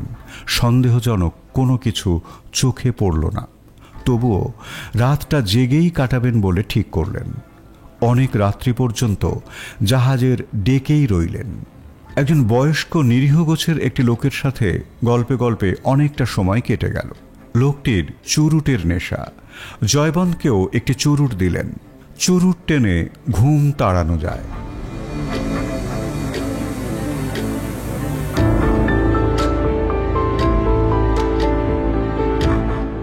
সকালে যখন ঘুম ভাঙল, জয়বন্ত দেখলেন তিনি কেবিনে শুয়ে আছেন। রাতে কতক্ষণ জাহাজের ওপরে ডেকে ছিলেন ঠিক মনে করতে পারলেন না। হঠাৎ কেবিনের দরজার ওপর নজর পড়তেই চমকে উঠলেন। নিজের মনেই বলে উঠলেন, এ কি, দরজা ভেতর থেকে বন্ধ করিনি? আশ্চর্য, রাতের কথা কিছুই মনে করতে পারছি না কেন? তাড়াতাড়ি বুকে হাত দিয়ে দেখলেন নোটগুলো সব ঠিকই আছে।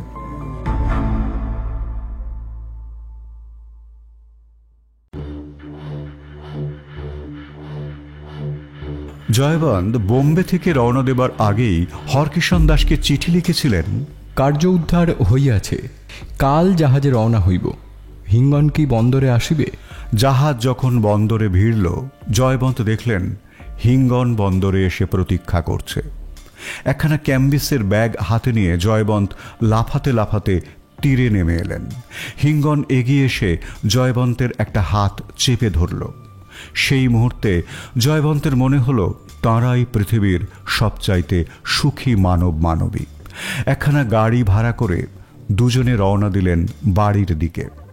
গাড়ি এসে হরকিষাণ দাসের বাড়ির সামনে দাঁড়াল।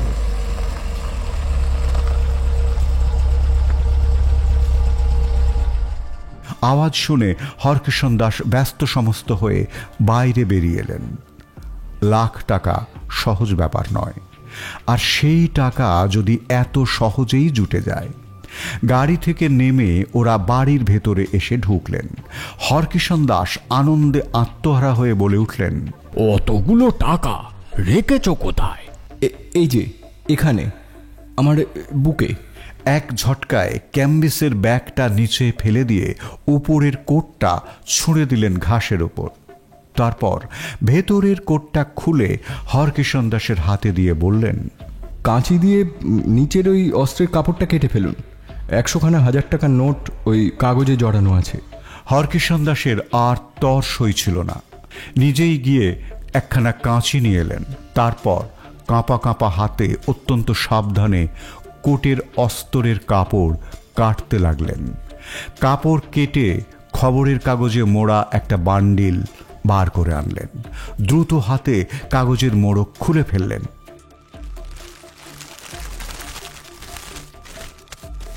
এ কি? কোথায় নোট? কাগজের মোড়কের ভেতর আর একখানা পুরনো খবরের কাগজ। হঠাৎ মাথায় বজ্রাঘাত হলেও জয়বন্ত বোধহয় এতটা স্তম্ভিত হতেন না। জয়বন্ত স্থির দৃষ্টিতে কাগজের দিকে তাকিয়ে আছেন। মুখে কোনো কথা নেই, চোখের পলক পড়ছে না। পায়ের তলায় পৃথিবীটা যেন সবেগে ঘুরতে লাগল। হিঙ্গন বিবর্ণ মুখে জয়বন্তের মুখের দিকে তাকালো। জয়বন্ত অপরাধীর মতো নিরুত্তর রইলেন। হরকিষণ দাস আবার গর্জে উঠলেন, পথে চুরি হয়ে গেছে, তাই না? জয়বন্ত শুকনো খসখসে গলায় কোনো রকমে বললেন, হ্যাঁ, মানে। হরকিষণ রাগে উন্মত্ত হয়ে পাগলের মতো বিকট চিৎকার করে হেসে উঠলেন। দূর হ, দূর হ হতচ্ছাড়া, জুয়াচোর, আমার চোখের সামনে থেকে দূর হ। বাবা! ভেতরে যা হিঙ্গন, তোর এখানে থাকবার কোনো দরকার নেই। হিঙ্গন ছলো ছলো চোখে জয়বন্তের দিকে তাকালো। জয়বন্ত নিশ্চুপ। হরকিষণ বললেন, কোটের ভেতরে রাখা টাকা অন্যে চুরি করে নেবে, নিয়ে আবার সেলাই করে দেবে। মূর্খ পেয়েছো আমাকে, তোকে বাড়িতে জায়গা দেওয়াটাই আমার মস্ত ভুল হয়েছিল। জয়বন্তকে মাথা নিচু করে নির্বাক দাঁড়িয়ে থাকতে দেখে হিঙ্গন বলল, তুমি কোনো কথা বলছো না কেন? টাকাগুলো কি সত্যি চুরি হয়েছে নাকি? ওর কথা বলবার মুখ আছে, ঠক প্রবঞ্চক, ওর এত বড় সাহস, ও আমাকে ঠকায়। রুদ্ধ কণ্ঠে হিঙ্গন বলল, শুধু তোমাকে নয় বাবা, উনি তাহলে আমাকেও ঠকিয়েছেন। কান্নায় গলা বুজে এলো হিঙ্গনের।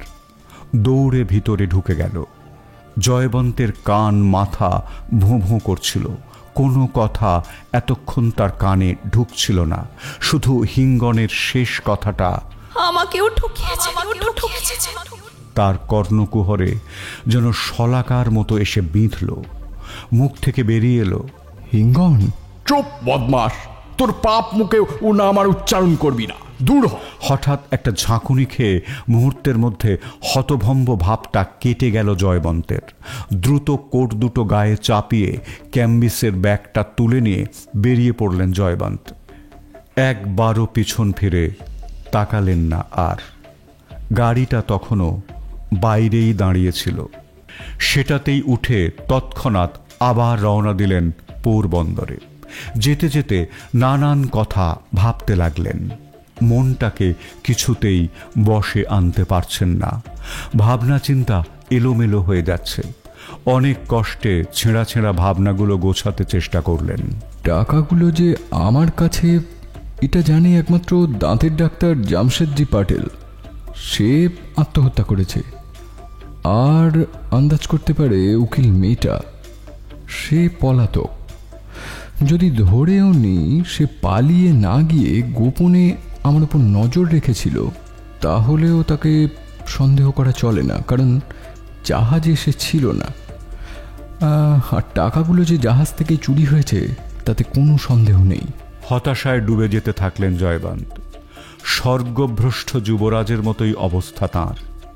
বারবার কানে বাজতে লাগলো হিঙ্গনের শেষ কথাগুলো, আমাকেও ঠকিয়েছে।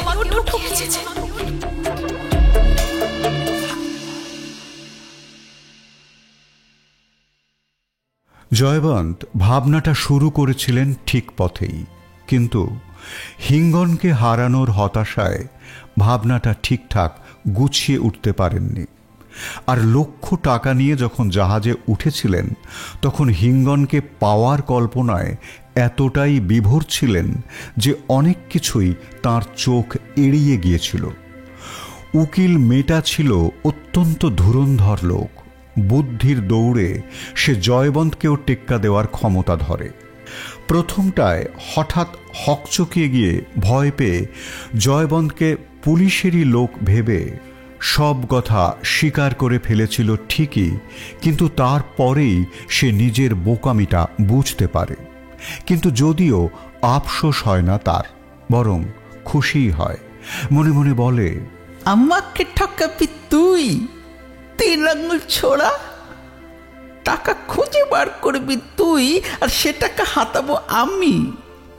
এইবার দেখবি আমার খেলা। ওই জাহাজে তোকে আমি। না, জয়বন্তকে খুন করার কথা ভাবেনি মেয়েটা। সে জানে জয়বন্ত শক্তিশালী যুবক, তার কাছে পিস্তল আছে, খুন করাটা সহজ কাজ নয়। সে অন্য ছক কষল। পোর্টের কাছে একটা দোকান ছিল, তারা থিয়েটারের সাজ পোশাক ভাড়া দেয়, সাজিয়েও দেয়। সেই দোকানে গিয়ে বলল, আমার একটা উপকার করতে পারবেন? হ্যাঁ বলুন, কি চাইছেন? আমি এমন একটা ছদ্মবেশ নিতে চাই যাতে আমার ছেলে আমাকে চিনতে না পারে। ছেলেকে ধোঁকা দেবেন? কি আর বলবো, দুঃখের কথা, ছেলেই আমাকে ধোঁকা দিল। আমার যথা সর্বস্ব চুরি করে পালিয়েছে। পুলিশে খবর দিতে পারছি না, তাহলে সে জেলে যাবে। তাই ছদ্মবেশে তার অনুসন্ধান করতে চাই। কিরকম চাইছেন বলুন? এমন একটা পরিবর্তন করে দিন যাতে অন্তত 1 সপ্তাহ থাকে। একটা সুবিধে আছে, আমার সবকটা দাঁত কিন্তু বাঁধানো। বেশ, তাহলে দাঁতের পাটি খুলে ফেলুন, মুখটা গুটিয়ে যাবে, আর এই চুলগুলো সাদা করে দিচ্ছি। আর তবে হ্যাঁ, সে সাদা কিন্তু সহজে যাবে না, পরে কলপ করতে হবে। তাতে ক্ষতি নেই, করে দিন। গায়ের রংটাও কালো কালো করে দিতে পারি। সে রং পরে উঠবে? হ্যাঁ, দিন কত ভালো করে সাবান লাগালে ধীরে ধীরে এমনি উঠে যাবে। ভালো। আর কি করবেন? একটু কষ্ট হবে। হোক হোক, ছেলের জন্য না হয় একটু কষ্ট হলো। নাকে একটা শোলা গুঁজে দিলে নাকটা কিছুটা মোটা আর ওই চ্যাপটা দেখাবে, আর এতে একটা সুবিধে হবে, কথার সুরও খানিকটা বদলে যাবে। বিশেষত ওই দাঁত না থাকায় এমনিতে তো উচ্চারণে একটু বদল আসবেই। খুব ভালো, খুব ভালো। আর ওই কোটের নিচে একটা ছোট বালিশ দিয়ে আপনার ওই অনায়াসে ওই কুঁজো হয়ে যেতে পারবেন। চমৎকার চমৎকার, আরো ভালো, আরো ভালো। বাবা বাবা। তার উপরে যদি এক জোড়া বাঁকা জুতো পায়ে দেন তো হাঁটার ধরন একেবারে খোঁড়া মানুষের মতো হয়ে যাবে। ছেলে তো দূরের কথা, আয়নার সামনে দাঁড়ালে ছেলের বাপও নিজেকে নিজে চিনতে পারবে না। আপনি রসিক লোক মশাই।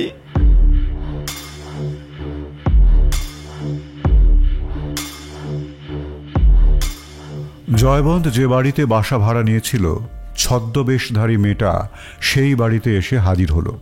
সাধারণত বাইরে থেকে লোকজনেরা এসে এই রকম বাড়িতে বাসা ভাড়া নেয়। কপাল গুণে মেয়েটা জয়বন্তের ঠিক পাশের ঘরখানা ফাঁকা পেয়ে গেল এবং সেই ঘরটাই ভাড়া নিল। বোম্বে শহরে অধিকাংশ বাড়ির ঘরের দেওয়ালই কাঠের তৈরি, এ বাড়িরও তাই। মেয়েটা একখানা ধারালো ছুরি দিয়ে দেওয়ালে একটা ছোট্ট ছিদ্র করে ফেলল। সেই ছিদ্রে চোখ রাখলে জয়বন্তের ঘরের ভেতরটা পরিষ্কার দেখা যাচ্ছে। এই কর্মটি যখন সে করল, জয়বন্ত তখন বাসায় ছিলেন না। তিনি তখন দাঁতের ডাক্তারের সঙ্গে দেখা করতে গিয়েছিলেন।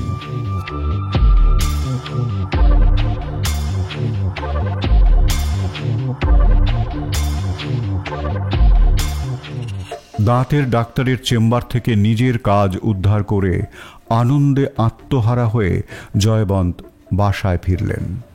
তারপর ঘরের দরজা বন্ধ করে দিয়ে যা যা করলেন, দেওয়ালের ছিদ্র দিয়ে পাশের ঘর থেকে মেয়েটা সবই লক্ষ্য করল, এমনকি জাহাজের টিকিটটা পর্যন্ত। লোভে তার চোখ চকচক করতে লাগলো। তখনই বেরিয়ে গিয়ে জাহাজের অফিস থেকে বন্দরে যাওয়ার টিকিট এবং এক বাক্স ভালো চুরুট কিনে নিল। তারপর একটা ডাক্তারখানা থেকে খানিকটা মরফিয়ার আরক কিনল। দ্রুত বাসায় ফিরে এসে দেখল জয়বন্ত বাড়িওয়ালার সঙ্গে ভাড়ার হিসাব মেটাচ্ছেন। মেয়েটা ইচ্ছা করে জয়বন্তের গা ঘেঁষে হেঁটে গেল। জয়বন্ত তাকে দেখলেন, কিন্তু তার প্রতি কোনো মনোযোগ দিলেন না। মেয়েটা খুশি হল, জয়বন্ত চিনতে পারেনি। এরপরের ঘটনা অতি সংক্ষিপ্ত এবং সহজ। জাহাজে ছদ্মবেশী মেয়েটাকে জয়বন্ত একেবারেই চিনতে পারলেন না, বিন্দুমাত্র সন্দেহ করলেন না। মেয়েটার দেওয়া মরফিয়ার আরক ভেজানো চুরুট 2-4 বার টানতে না টানতেই জয়বন্তের দেহ অবসন্ন হয়ে এলো, চোখ বুজে এলো, চুরুট হাত থেকে খসে পড়ে গেল। মেয়েটা তাকে ধরে ধরে ঘরে নিয়ে এসে বিছানায় শুইয়ে দিল। শোয়া মাত্রই জয়বন্ত জ্ঞান হারালেন। মেয়েটার সঙ্গে কাঁচি, সূচ, সুতো এবং একতাড়া খবরের কাগজ সবই আগে থেকে ছিল। কেবিনের দরজা বন্ধ করে দিয়ে ধীরে সুস্থে কাজ হাসিল করে কেবিন থেকে বেরিয়ে এলো। এর পরের ঘটনা তো সবার জানা।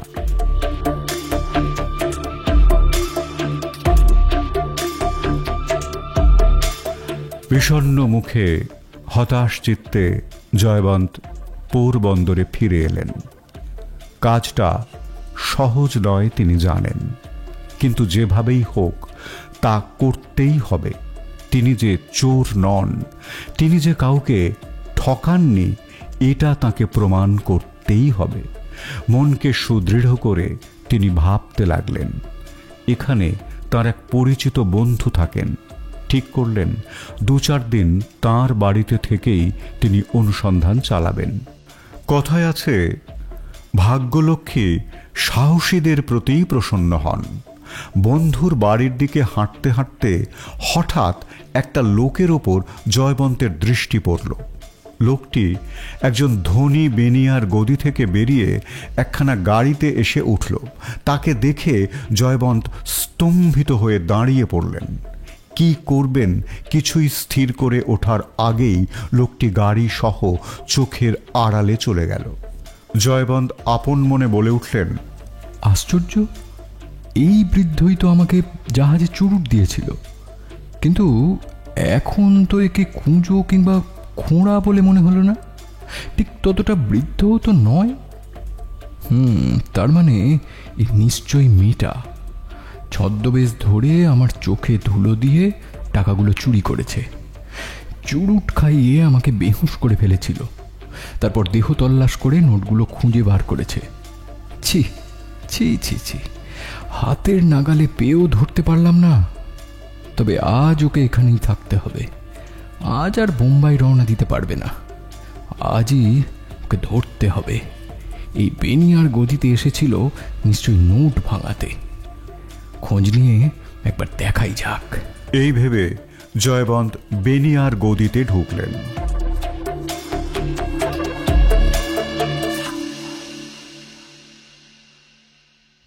আপনি মালিক? হ্যাঁ, কি প্রয়োজন? আমি বোম্বাই পুলিশের গোয়েন্দা। আমার কাছে কি দরকার বলুন? আমি একটা লোককে ফলো করছি, তার কাছে চোরাই 1000 টাকার নোট আছে। আপনার এখানে কি ভাঙাতে এসেছিল? হ্যাঁ, এসেছিল। আমি বেশি টাকার নোট খোঁজ খবর না নিয়ে ভাঙাই না। জয়বন্ত পকেট থেকে নোটবুক বার করে বললেন, দেখুন তো এই নম্বরগুলোর মধ্যে কোনো নোট কিনা। হ্যাঁ হ্যাঁ, এই যে এই নম্বরখানা। নাম কি বলেছে? বাইরামজি মেটা, মুম্বাইয়ের উকিল। নোট আমার কাছেই রেখে গেছে। টেলিগ্রাম করেছি, ব্যাংক থেকে উত্তর এলেই ভাঙিয়ে দেব। ও কাজটা ভুলেও করবেন না। চোরাই নোট, আমরা এখনই তাকে গ্রেপ্তার করব। এখানে কোথায় উঠেছে কোনো ঠিকানা বলেছে? হ্যাঁ, ধর্মশালায় আছে। এখন চললাম, আমাকে না জানিয়ে কিচ্ছু করবেন না। এই বলে জয়বন্ত গদি থেকে বেরিয়ে এসে একটা গাড়ি ভাড়া করলেন। কোচম্যানকে বললেন, ধর্মশালা চলো, তাড়াতাড়ি পৌঁছে দিতে পারলে বকশিস পাবে। তীরের বেগে গাড়ি ছুটল।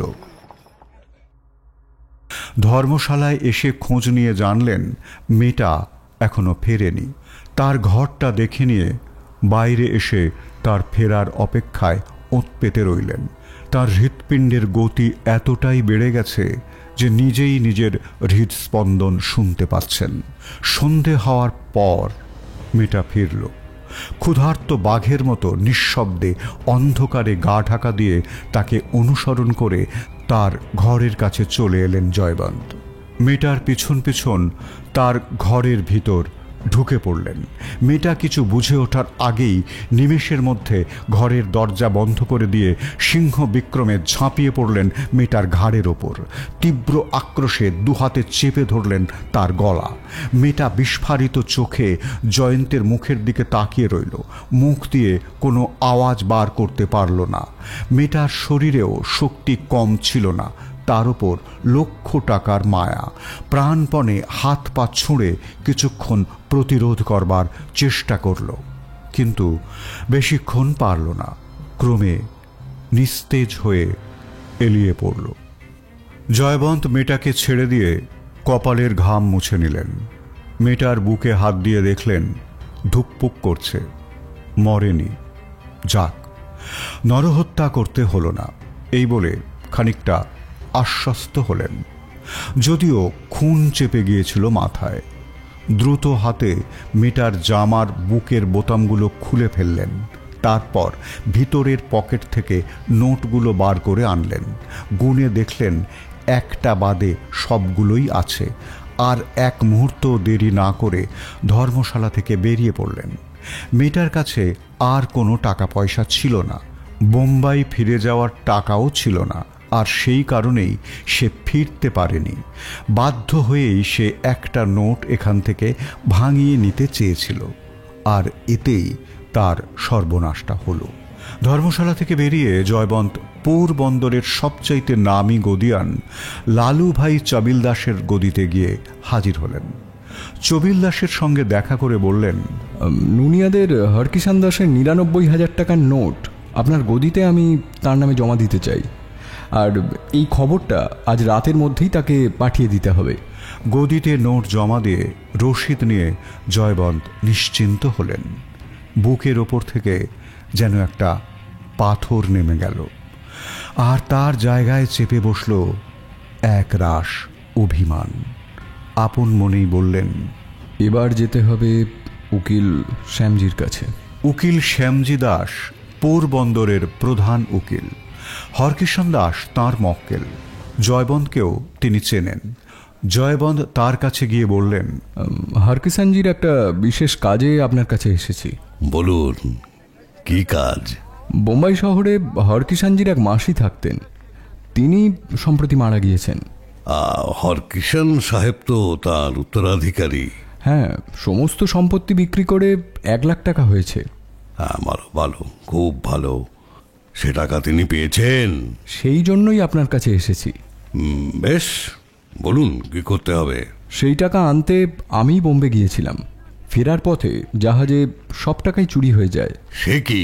তবে অনেক কষ্টে আবার সব উদ্ধার করতে পেরেছি, কেবল এই একটা নোট ছাড়া। টাকাগুলো চবিলদাসের গদিতে জমা করে দিয়েছি। এই যে তার রসিদ। রসিদ দেখে শ্যামজি বললেন, হ্যাঁ, রসিদ ঠিক আছে। এখন একখানা ১,০০০ টাকার নোট সেই চোর ভাঙাতে চেষ্টা করেছিল। কোথায়? জয়বন্ত জায়গাটা বুঝিয়ে দিয়ে বললেন, চোর যাতে সে টাকা নিতে না পারে সে ব্যবস্থা আপনাকে করে দিতে হবে। না, সে ব্যবস্থা আমি এখনই করছি। কিন্তু হরকিষাণ সাহেব কি এসেছেন? না, তিনি বাড়িতেই আছেন। কিন্তু তাঁকে তো দরকার। তিনি ছাড়া অন্য কেউ তো সে নোট দাবি করতে পারবেন না। তাহলে আপনিই তাকে একটা চিঠি লিখে সব জানিয়ে এখানে আসতে বলে দিন। আর এই চবিলদাসের রসিদটাও আপনার কাছেই রাখুন, আপনিই তাকে দিয়ে দেবেন। কেন? আপনি কোথায় যাবেন? একটা বিশেষ কাজে আমাকে আবার বোম্বাই যেতে হবে। বেশ, আপনি নিশ্চিন্ত মনে চলে যান। এখন দায়িত্ব আমার।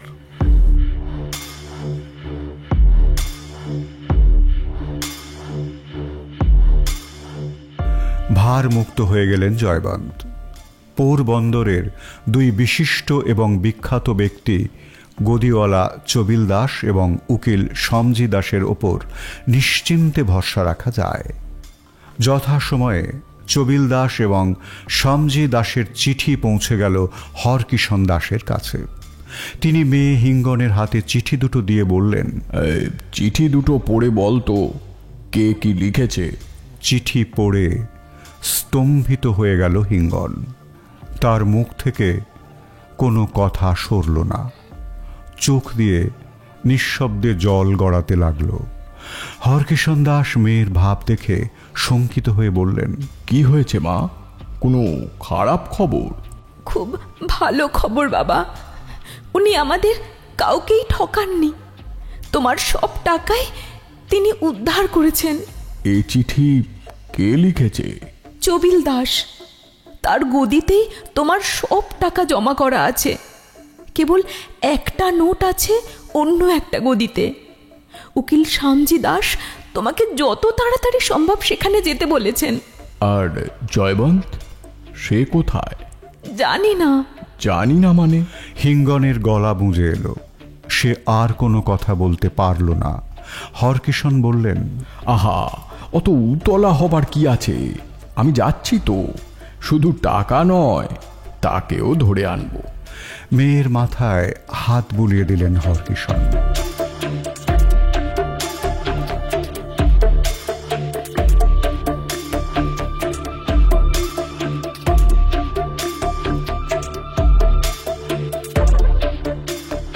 মেয়েকে আশ্বাস দিয়ে হরকিষণ দাস এসে পৌঁছলেন পোরবন্দরে।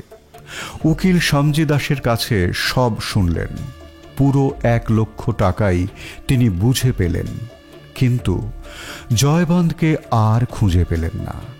হিঙ্গনের প্রতি এক বুক অভিমান জয়বন্তকে হিঙ্গনের থেকে দূরে, বহু দূরে তাড়িয়ে নিয়ে চলল কোনো এক অজানা ঠিকানায়।